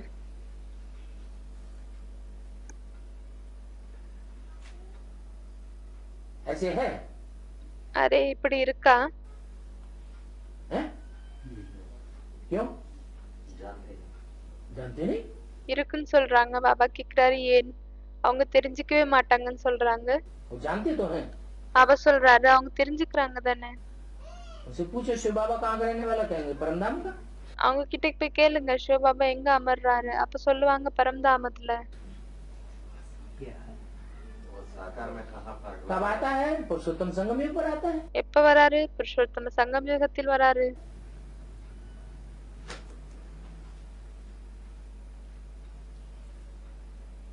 कहाँ आया हुआ है? ब्रह्मा के तन में आया था। எங்க வந்திருக்கிறாருன்னு கேட்டா பிறகு சொல்லுவாங்க, பிரம்மாவினுடைய உடல்ல வந்திருந்தாரு. नहीं बताते हैं? சொல்வதில்லையா? हैं? उस समय आ गया। அவங்க சொல்றாங்க, அந்த நேரத்தில் வந்தாரு, அம்மாவினுடைய ரூபத்துல வந்தாரு. हाँ, भगवान जो आते हैं பாபா சொல்றாரு, பகவான் எப்பொழுது வருகிறாரோ वो माता के रूप में संसार में प्रसिद्ध होते हैं, அவர் அம்மாவினுடைய ரூபத்தில் உலகத்தில் பிரசித்தம் அடைகிறாரா, कि गॉड फादर के रूप में प्रसिद्ध होते हैं। இல்லையானால் காட் ஃபாதர்னுடைய ரூபத்தில் பிரசித்தமாகிறாரா? अभी शिक्षक के रूप में आना है। बाप कहते हैं मुझे याद करो। தந்தை சொல்கிறார், என்ன நினைவு செய்யுங்கள். बाप को ही सर्वव्यापी कह देते हैं। தந்தையை சர்வவியாபி என்று சொல்லிவிடுகிறார்கள். तो वो ब्राह्मण, वो ब्रह्मा कुमार कुमारी क्या सर्वव्यापी कहते हैं? எனவே அந்த பிராமணர்கள், அந்த பிரம்மகுமார் குமாரிகள் சர்வவியாபி என்று சொல்கிறார்களா? कहते तो नहीं है। फिर சொல்வதில்லை. பிறகு हैं? बल मुख से नहीं कहते हैं, பலே அவர்கள் வாயால் சொல்வதில்லை, लेकिन बड़े बड़े पोस्टर से छपा छपा के चारों तरफ लगाए हुए हैं।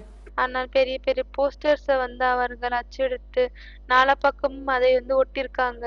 उन पोस्टर्स में 3 दादियों के चित्र लगाए हुए हैं। அந்த போஸ்டர்ல 3 தாதிகளுடைய படங்களை வைத்திருக்கிறார்கள். ऊपर शिव बाबा, शिव ज्योति बिंदु की किरणें दिखाई गई। மேலே சிவ ஜோதி பிந்து, ஜீவன் ஜோதி ஒளி புள்ளியினுடைய கிரணங்களை காமிக்கப்பட்டிருக்கு. उससे क्या साबित होता है? அதன் மூலமாக என்ன நிரூபணமாகுகிறது? है? सर्वव्यापी उससे क्या साबित होता है? वही त्रिमूर्ति என்ன நிரூபணமாகுகிறது? कि वो दादियां त्रिमूर्ति शिव हैं। என்னவென்றால் அந்த தாதிகள் தான் திருமூர்த்தி சிவன் என்று. तो सर्वव्यापी हुआ ना। எனவே இது சர்வவியாபி ஆகியது இல்லையா? कल को वो दादियां शरीर छोड़ देंगी, நாளைக்கு அந்த தாதிகள் உடலை விட்டுடுவாங்க, दूसरी दादियां बैठ जाएंगी, மற்ற தாதிகள் அமருவாங்க, तो वो त्रिमूर्ति शिव हो जाएंगी। பிறகு அவங்க திருமூர்த்தி சிவன் ஆயிடுவாங்க. तो वो बाप को सर्वव्यापी समझ लेते हैं, எனவே तो वो அவர்கள் पावन भी தந்தையை வந்து சர்வவியாபி என்று புரிந்து கொள்கிறார்கள். नहीं बन सकते। பிறகு அவர்களால் பாவனமாகவும் ஆக முடியாது. पावन कब बने? எப்பொழுது தூய்மையாக முடியும்? जब एक व्यापी बाप को कहें ही नहीं, सिर्फ எப்பொழுது ஒருத்தரில் இருக்கக்கூடிய தந்தையை कहने के साथ साथ पहचाने भी வெறும் சொல்றதுக்கு மட்டும் இல்ல, ஆனா சொல்றதுக்கு கூடவே தெரிஞ்சுக்கிறாங்களோ और उसे याद भी करें। மற்றும் அவங்களை நினைவும் செய்யணும். अब ये लक्ष्मी नारायण का चित्र है, तुम्हारे सामने है। இப்பொழுது இந்த லட்சுமி நாராயணனுடைய சித்திரம் இருக்கு, உங்களுக்கு முன்னாடி இருக்கு. तुम जानते हो ये विश्व के मालिक थे, நீங்கள் அறிவீர்கள் இவங்க வந்து உலகத்தினுடைய எஜமானராக இருந்தாங்க. हैं तो मनुष्य ना, ஆனால் மனிதர் தானே. परंतु इन्हों को मनुष्य कोई क्यों नहीं कहता? ஆனால் இவங்களை மனிதர்கள் என்று யாருமே ஏன் சொல்வதில்லை?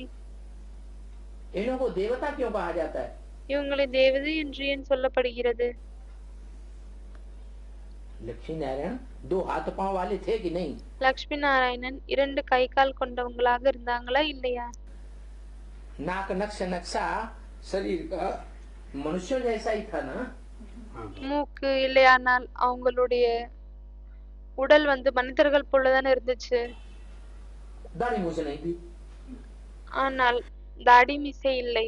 बाकी तो पूरे मनुष्य जैसे ही देखने में आते। ஆனால் மற்றபடி எல்லாமே வந்து மனிதர்கள் மாதிரி தானே தென்படுறாங்க, பார்ப்பதில் வருது. तो इन्हों को देवता क्यों कहा जाता है, मनुष्य क्यों नहीं कहा जाता? பிறகு இவங்களை தேவதைகள் என்று ஏன் சொல்லப்படுகிறது, மனிதர்கள் என்று ஏன் சொல்லப்படுவதில்லை? हैं?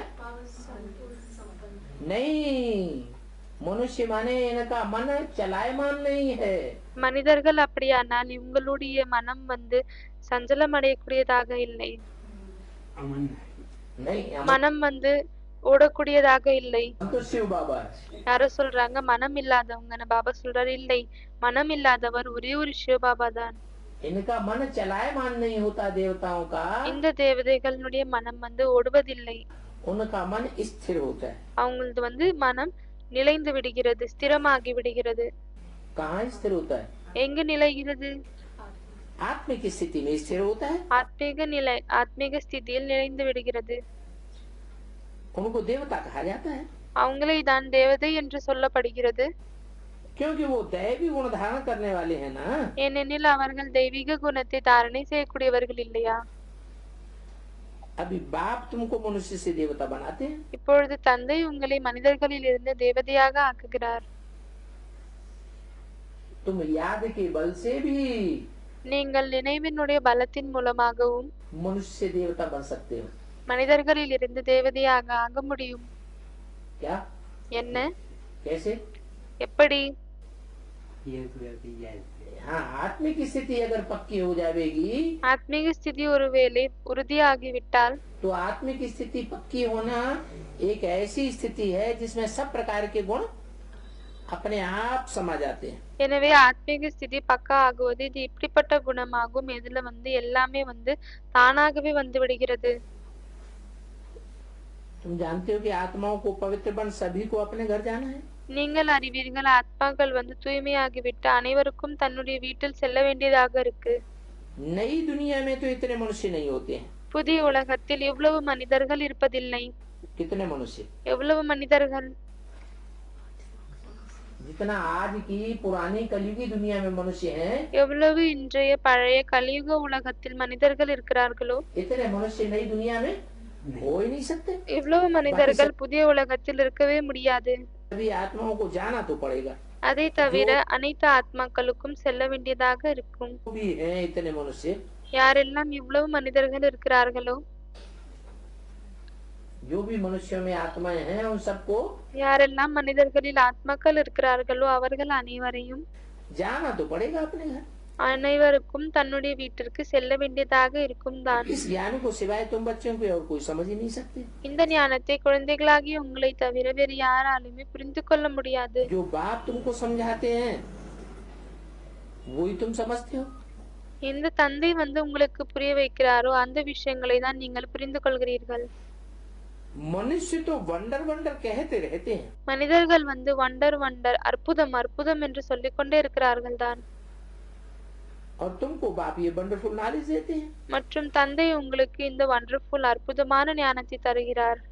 जिससे तुम मनुष्य से देवता बहुत ऊंच बन जाते हो। எதன் மூலமாக நீங்க மனிதர்களிலிருந்து தேவதை மிகவும் உயர்ந்தவங்களாக ஆகிவிடுகிறீர்கள். तो ऐसी पढ़ाई पर इतना अटेंशन भी देना चाहिए ना। எனவே இப்படிப்பட்ட படிப்பின் மீது இவ்வளவு கவனமும் தர வேண்டும் இல்லையா? ये भी समझते हैं जैसा जैसा जिसने कल पहले अटेंशन दिया है இதையும் புரிந்து கொள்கிறார்கள். எப்படி எப்படி யாரு கல்பத்திற்கு முன்னால் அட்டென்ஷன் கொடுத்தார்களோ ऐसा ही अटेंशन देते रहेंगे, அப்படியே அட்டென்ஷனை கொடுத்து கொண்டே இருந்தால் मालूम तो पड़ जाता है। இது தெரிய வருகிறது இல்லையா? बाप सर्विस का समाचार सुनकर भी தந்தை சர்வீஸ்னுடைய அந்த செய்தியை கேட்டு கூட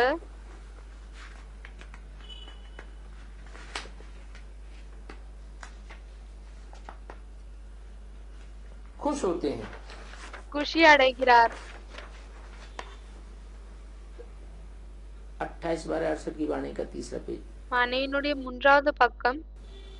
परंतु बाप को चिट्ठी ही नहीं लिखते हैं, ஆனால் தந்தைக்கு கடிதமே எழுதுவதில்லை.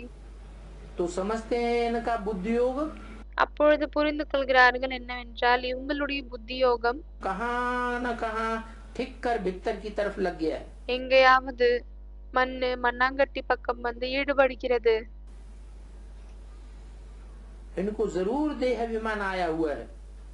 இவங்களுக்கு கண்டிப்பாக தேகாபிமானம் வந்திருக்கு. बाप को ही भूल गए हैं। தந்தையே மறந்து விடுகிறார்கள். नहीं तो विचार करो,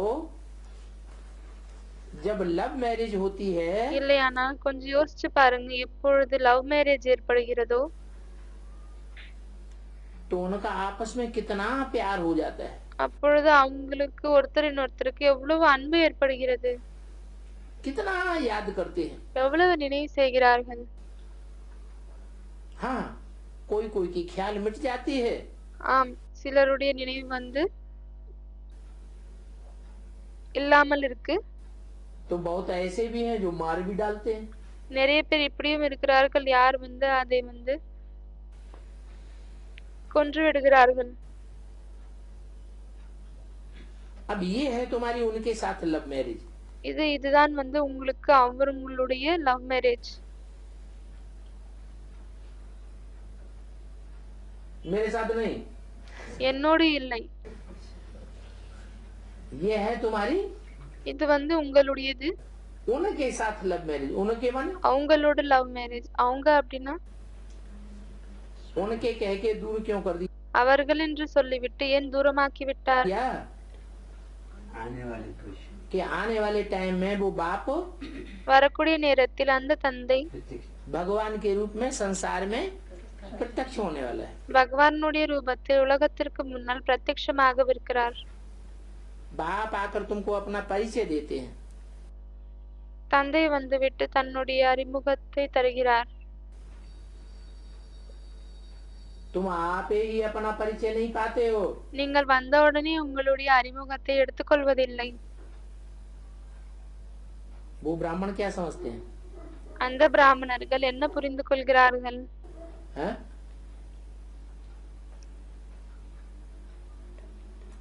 बाप नहीं आया। नहीं, वो தந்தை வரலன்னு புரிஞ்சுக்கிறாங்கன்னு பதில் கொடுக்கறாங்க. பாபா சொல்றாரு இல்லை, समझते हैं ब्रह्मा के तन में आकर के बाप ने हमको परिचय दिया। பிரம்மாவினுடைய உடலில் வந்துவிட்டு தந்தை நமக்கு அறிமுகத்தை கொடுத்தாரு. हम आत्मा है।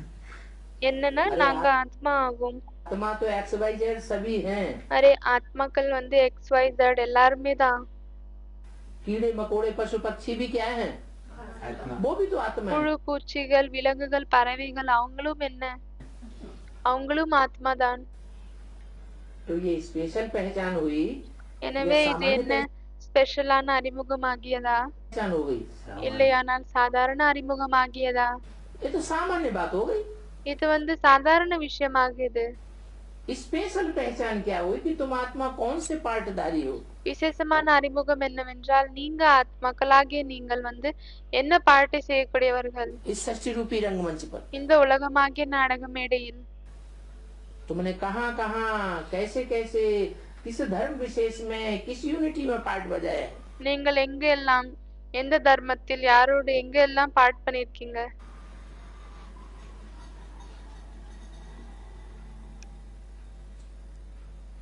तो तुमको बाप पाकर के परिचय देते हैं। எனவே உங்களுக்கு தந்தை வந்துவிட்டு அறிமுகத்தை தருகிறார். क्या என்ன स्पेशल पहचान स्पेशल पहचान तुमको बाप आकर परिचय देते हैं। ஸ்பெஷலான விசேஷமான அறிமுகம் உங்களுக்கு தந்தை தான் வந்து தருகிறார். और अपना परिचय भी आकर देते हैं। மற்றும் தன்னுடைய அறிமுகத்தையும் வந்து தருகிறார். क्या कि मैं एक व्यापी कौन हूँ। என்ன நான் ஒருவன் யாரு. उनको उन ब्राह्मणों को बाप आकर परिचय दे रहे हैं। அந்த பிராமணர்களுக்கு தந்தை வந்துவிட்டு அறிமுகத்தை தருகிறாரா? उनको नहीं देते, அவங்களுக்கு தருவதில்லை. ஆனா உங்களுக்கு तुमको देते हैं। உங்களுக்கு தருகிறார். कि एक व्यापी बाप कौन है, எனவே ஒரு வியாபி தந்தை யாரு, क्या उनका ऑक्यूपेशन है,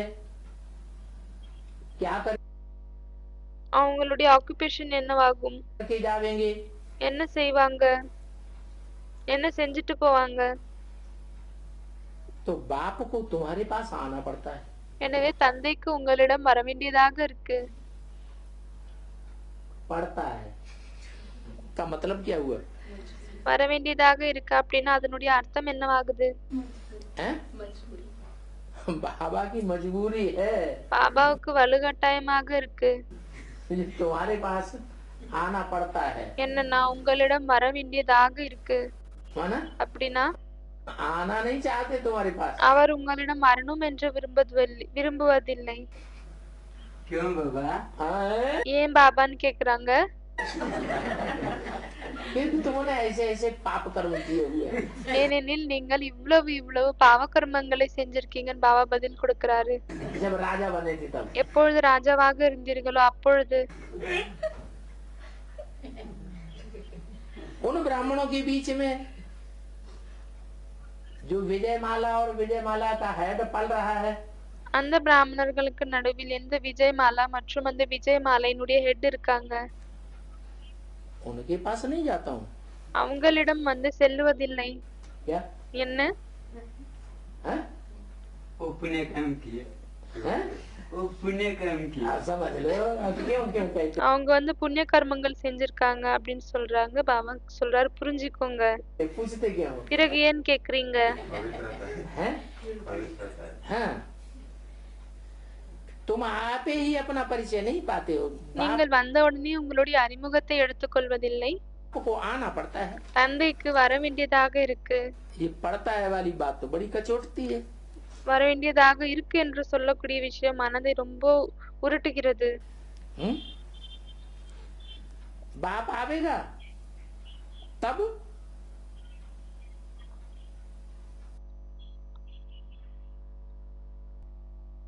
कब आवेगा? अभी எப்பொழுது வருவாரு? अभी आया हो, अभी आया हूँ। இப்பொழுது வந்திருக்காங்கன்னு சொல்றாங்க. இப்பொழுது வந்திருக்காரா அப்படின்னு பாப்பா கேக்குறாரு. आवेगा का मतलब क्या है? भविष्य வருவாரு அப்படின்னா அதனுடைய அர்த்தம் என்ன? आवेगा क्या कोई चल करके आएगा? வருவாரு அப்படின்னா என்ன, ஏதாவது நடந்து வருவாரா? ट्रेन से या बस से या हवाई जहाज से आवेगा? ட்ரெயின், பஸ் இல்லைன்னா ஏரோப்ளேன்ல வருவாரா? आवेगा का मतलब क्या है? வருவார் அப்படின்னா என்ன அர்த்தம் ஆகும்? प्रवेश करने पता चलेगा तुम्हें? नहीं, பிரவேசம் செய்வாங்க அப்படின்னு சொல்றாங்க. பாபா சொல்றாரு அப்ப உங்களுக்கு தெரிய வருமா? तो फिर இல்லைன்னு சொல்றாங்க. பிறகு பாபா சொல்றாரு, பிறகு என்ன? तब का अर्थ बताओ। அப்பொழுது என்ற அர்த்தம் சொல்லுங்க. बाप आवेगा तब, அப்பா வருவாரு அப்பொழுது. कब आवेगा? எப்பொழுது வருவாரு? सब पटक से 76 में आवेगा, तो पता पड़ गया सारी दुनिया को। 76ல வருவாங்கன்னு சொல்றாங்க. அப்ப பாபா கேக்குறாரு, எல்லாருக்குமே தெரிய வந்துடுச்சா?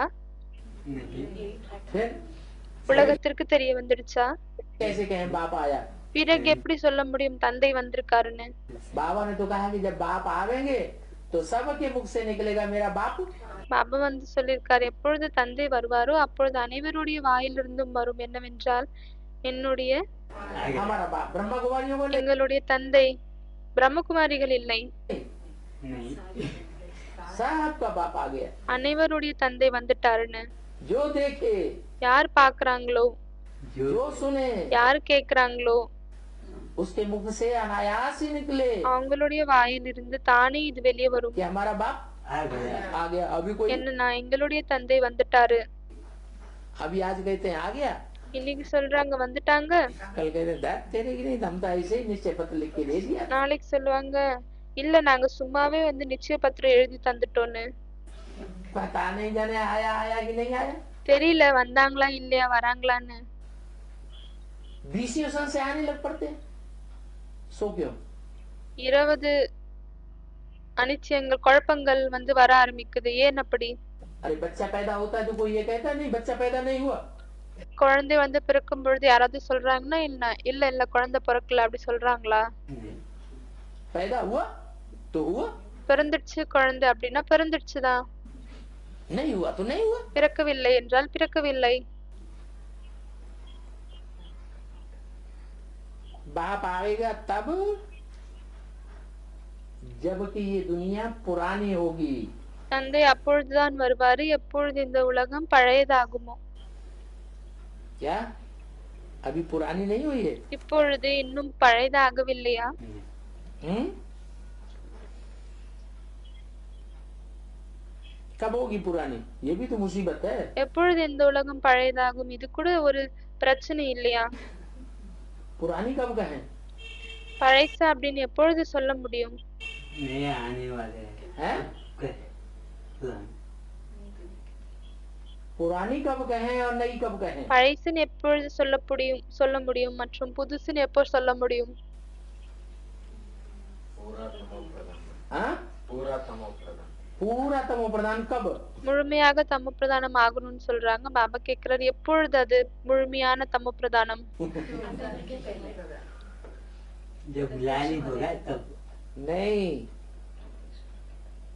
पूरा तमो प्रधान तब कहें, पुरानी दुनिया तब कहें முழுமையாக தமோ பிரதானம் பழைய உலகம் என்று அப்பொழுதுதான் சொல்லப்படும். कि जिन बच्चों को बाप ने बेसिक नॉलेज दी, எந்த குழந்தைகளுக்கு தந்தை வந்து பேசிக் நாலேஜை கொடுத்திருக்காரோ वो तो बाप को पहचानते ही नहीं, सिर्फ सुनते हैं அவங்க வந்து தந்தையை தெரிந்து கொள்வதே இல்லை, வெறும் கேக்குறாங்க தான். कि ये ऐसे कह रहे हैं कि बाप आया हुआ है साकार में। என்னன்னா இவங்க சொல்றாங்க தந்தை சாக்காரத்துல வந்திருக்காங்கன்னு. उनकी तो बात ही छोड़ दो। அவங்களுடைய விஷயத்தையே விடுங்க. लेकिन जो बाप को पहचानते हैं और कहते हैं कि हमने जान लिया, ஆனால் யார் வந்து தந்தையை தெரிஞ்சுக்கிறாங்க மற்றும் சொல்றாங்க நாங்க தெரிஞ்சுக்கணும்னு, लिख लिख करके भी दे देते हैं எழுதி எழுதி கூட கொடுக்கறாங்க स्टाम्प पेपर पर। ஸ்டாம்ப் பேப்பர்ல. वो भी इतने तमो प्रधान हो जाएं कहें कि ஆனால் அவங்களும் இவ்வளவு தமோ பிரதானமாக ஆகிடணும் சொல்லுவாங்க. आप कुछ नहीं आया हुआ है। தந்தை யாருமே வரல.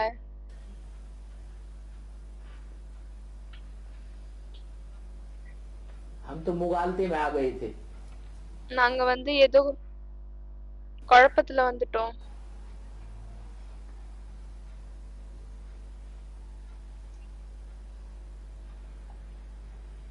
पुरानी दुनिया को नई दुनिया बनाने के लिए பழைய உலகத்தை புதிய உலகமாக ஆக்குவதற்காக जरूर संगम पर ही आवेंगे। கண்டிப்பாக சங்கம் யுகத்தில் தான் வருவார். इसका संगम, எதனுடைய சங்கமம்? पुरुषोत्तम हाँ पुरुषोत्तम संगम माने उसका कोई कोई कोई टाइम निश्चित है या नहीं है? புருஷோத்தம சங்கமயுகம் அப்படின்னாலும் அதுக்கு ஏதாவது டைம் நிச்சயிக்கப்பட்டிருக்கா இல்லையா? क्या टाइम है? என்ன டைம் ஆகும்? 76 निश्चित है। 76 நிச்சயிக்கப்பட்டிருக்கா? वहाँ सारी दुनिया बोलने लगी कि आ गया।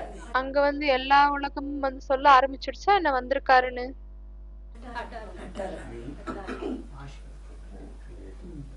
जब पूरा तमो प्रधान हो जाएगा, हाँ, जब पूरी दुनिया तमो प्रधान हो जाएगी तो बाहर की दुनिया तमो प्रधान है ही। எப்பொழுது முழு உலகமும் தமோ பிரதானம் ஆகும்னு சொல்றாங்க. அதற்கு பாபா சொல்றாரு, ஆமா, எப்பொழுது முழு உலகமும் தமோ பிரதானமாக ஆகிடுமோ வெளி உலகம் வந்து இப்போ தமோ பிரதானமாக இருக்குதான். वो तो नहीं जानते बाप को, அவங்க வந்து தந்தையையும் தெரிஞ்சுக்க மாட்டாங்க. लेकिन जो बाप को जानते थे फिर वंचित हो गए। ஆனால் யார் வந்து தந்தையை தெரிந்து கொண்டு இருந்தார்கள் ஆனால் இப்பொழுது தூரமாகிவிட்டார்கள். अम्मा के रूप में जानते थे, அம்மாவினுடைய ரூபத்தில் தெரிஞ்சுக்கினாங்க. वंचित हो गए। பிறகு என்னன்னா அதுல இருந்து தூரமாயிட்டாங்க. उनकी बात छोड़ दो। அவங்களுடைய விஷயத்தை விடுங்க. अब जो कहते हैं कि बाप आया हुआ है, ஆனால் இப்பொழுது எப்ப சொல்றாங்களோ தந்தை வந்திருக்காரு, एडवांस में भी हाँ एडवांस में भी कहते हैं आया हुआ है, அட்வான்ஸ்ல கூட சொல்றாங்க இல்லையா வந்திருக்காருன்னு. और फिर कहने लगे कि नहीं ये तो झूठी बात निकली। பிறகு சொல்ல தொடங்குவார்கள், இல்லை இவங்க என்னமோ பொய் சொல்லிட்டாங்கன்னு.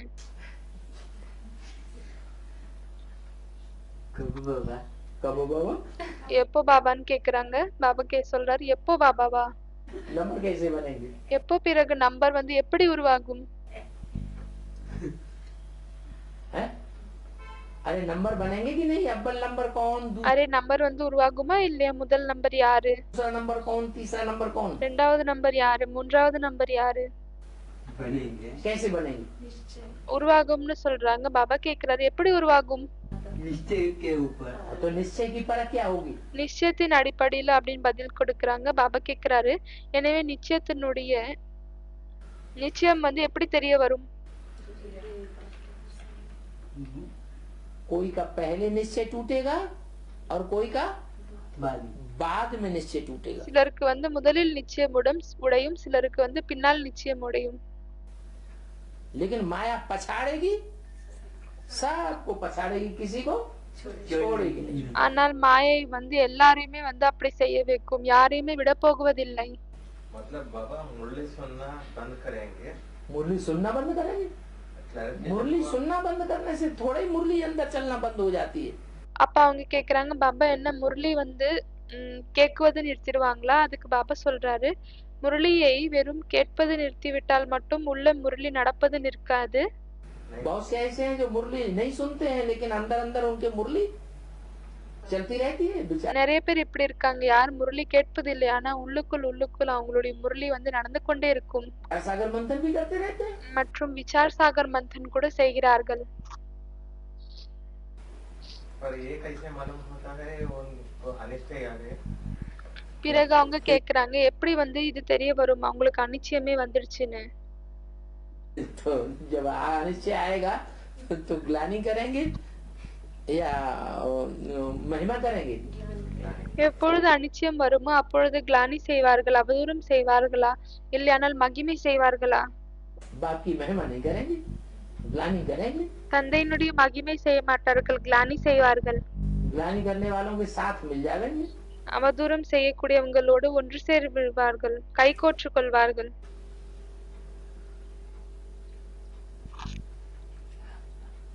इतनी देवियां सर्विस कर रही हैं ईश्वरीय सेवा இவ்வளவு தேவிகள் ஈஸ்வரி சேவையை செய்கிறார்கள். बीके में। பிகேல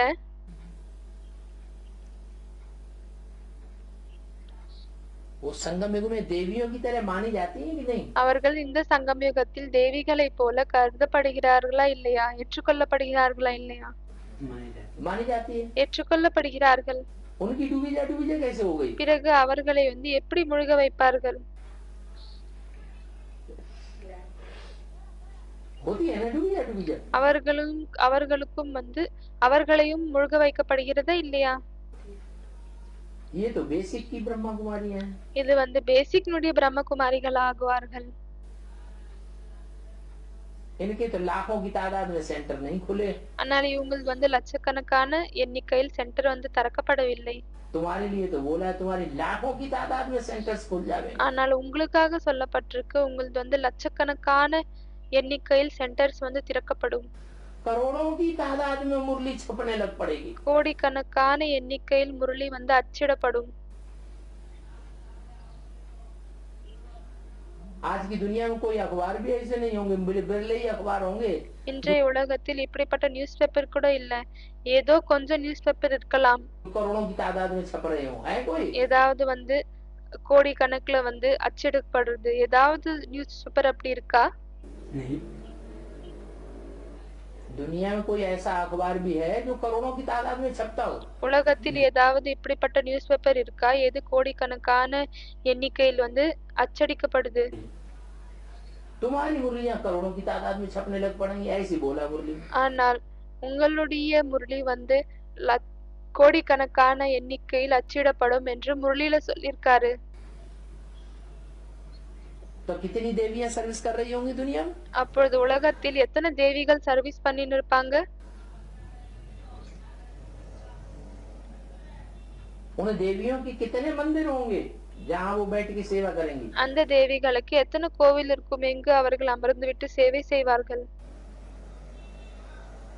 लाखों की तादाद में सेंटर्स हो जाएगा। லட்சக்கணக்கான எண்ணிக்கையில் சென்டர்ஸ் ஆகிவிடும். फिर उन सबकी डूबी जा होनी है कि नहीं होनी है?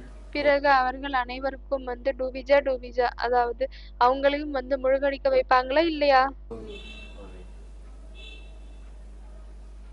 तो उसका क्या प्रोसीजर क्या होगा? எனவே அதனுடைய ப்ரொசீஜர் என்னவாக இருக்கும்? क्या ऐसा होगा वो जो डूबी जा हो जाएगी? இப்படி என்ன நடக்கும் எதன் மூலமாக அவங்களுடைய டூபிஜா முழுக வைப்பது வந்து அந்த நிலை ஏற்படும்? सारी दुनिया एक तरफ और एक आत्मा एक तरफ। முழு உலகமும் ஒரு பக்கம் மற்றும் ஒரு ஆத்மா ஒரு பக்கம். वो एक सच्चा साबित हो जाएगा और बाकी सब झूठे साबित हो जाएंगे। அவர் ஒருத்தர் மட்டும் உண்மையானவராக நிரூபிக்கப்படும் மற்றும் மற்ற அனைவர்களும் பொய்யாகிவிடுவார்கள்.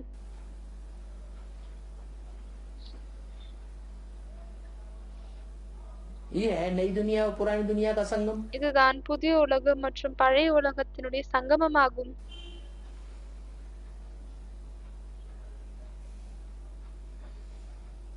बाप की ड्यूटी है தந்தையினுடைய டியூட்டி ஆகும் नई दुनिया स्थापन करने की। புதிய உலகத்தை ஸ்தாபனை செய்வதற்கான.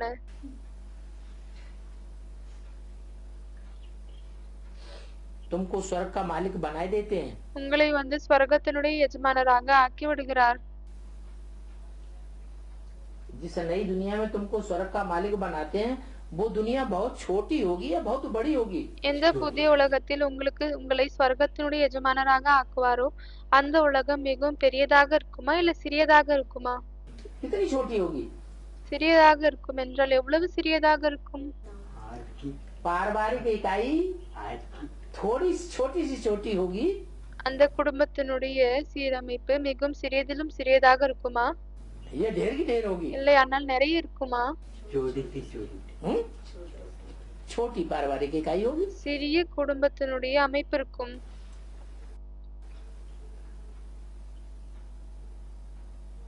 कोई एक छोटा सा परिवार ऐसा तैयार होगा पहले। ஏதாவது ஒரு சின்ன குடும்பம் இப்படி உருவாகும். यथा राजा तथा उस परिवार में எப்படிப்பட்ட ராஜாவோ அப்படிப்பட்ட பிரஜை था प्रजा। அந்த குடும்பத்தினுடைய பிரஜைகள். बच्चों को देखेंगे तो भी देखना अरे ये तो बाप समान। குழந்தைகளை பார்த்தாலும் வந்து தெரிய வரும் என்னவென்றால் இவங்க வந்து அரே தந்தைக்கு சமமாக இருக்காங்க. बाप को देखेंगे तो भी नशा चढ़ेगा। தந்தையை பார்த்தாலும் போதை ஏறும். उनके पास जाने से ही नशा चढ़ जाएगा कि वो बोलेंगे बैठ करके அவங்களிடம் செல்வதாலே வந்து இந்த போதை ஏறிவிடும். तुम्हें ज्ञान सुनावेंगे तब नशा चढ़ेगा। இல்லையானால் அவங்க வந்து உட்கார்ந்து உங்களுக்கு ஞானத்தை சொன்னால்தான் போதை ஏறுமா? देखने मात्र से ही பார்ப்பதாலே வந்து नजदीक होने मात्र से ही नशा நெருக்கத்தில் இருந்த போதே चढ़ जाएगा, அந்த போதை வந்து ஏறிவிடும். बोलने की भी दरकार नहीं। வெறும் பேசுவதற்கு கூட அவசியம் இருக்காது. वाइब्रेशन की पावर ही इतनी तीखी होगी। உள்ளுணர்வுகளுடைய பவர் வந்து இவ்வளவு ஷார்ப்பாக இருக்கும். जैसे नेहरू जी के लिए कहते थे लोग, எப்படி வந்து நேரு அவர்களுக்காக மக்கள் சொன்னாங்க, पीछे से कितनी भी बुराई करते थे, பின்னால இருந்து எவ்வளவு வேணா அவருக்கு வந்து கெட்டது பேசலாம். और जब नेहरू जी सामने आ जाते थे भाषण देने के लिए, ஒருவேளை நேரு அவர்கள் வந்து முன்னால் வந்துடுறாரு ஸ்பீச் கொடுப்பதற்கு, तो कहते अरे यही ठीक है, यही बात सच्ची है। அப்பொழுது என்ன சொன்ன தொடங்கி விடுவார்கள்னா, ஆமா ஆமா இவர் தான் கரெக்ட், இவர் சொல்றதெல்லாம் கரெக்ட், உண்மை. ये कौन सा प्रभाव था? இது எதனுடைய பிரபாவமாக இருந்தது? ये आत्मा का वाइब्रेशन का प्रभाव होता है। இது ஆத்மாவினுடைய வைப்ரேஷனுடைய பிரபாவமாக இருக்கும். ओम शांति। ஓம் சாந்தி. விசிடி நம்பர் 1407, இடம் மைசூர், கர்நாடக். முரளி தேதி 28/12/1968. விளக்கம் கொடுக்கப்பட்ட தேதி 18/12/2010. இந்த முரளி முடிவடைந்தது. ஓம் சாந்தி.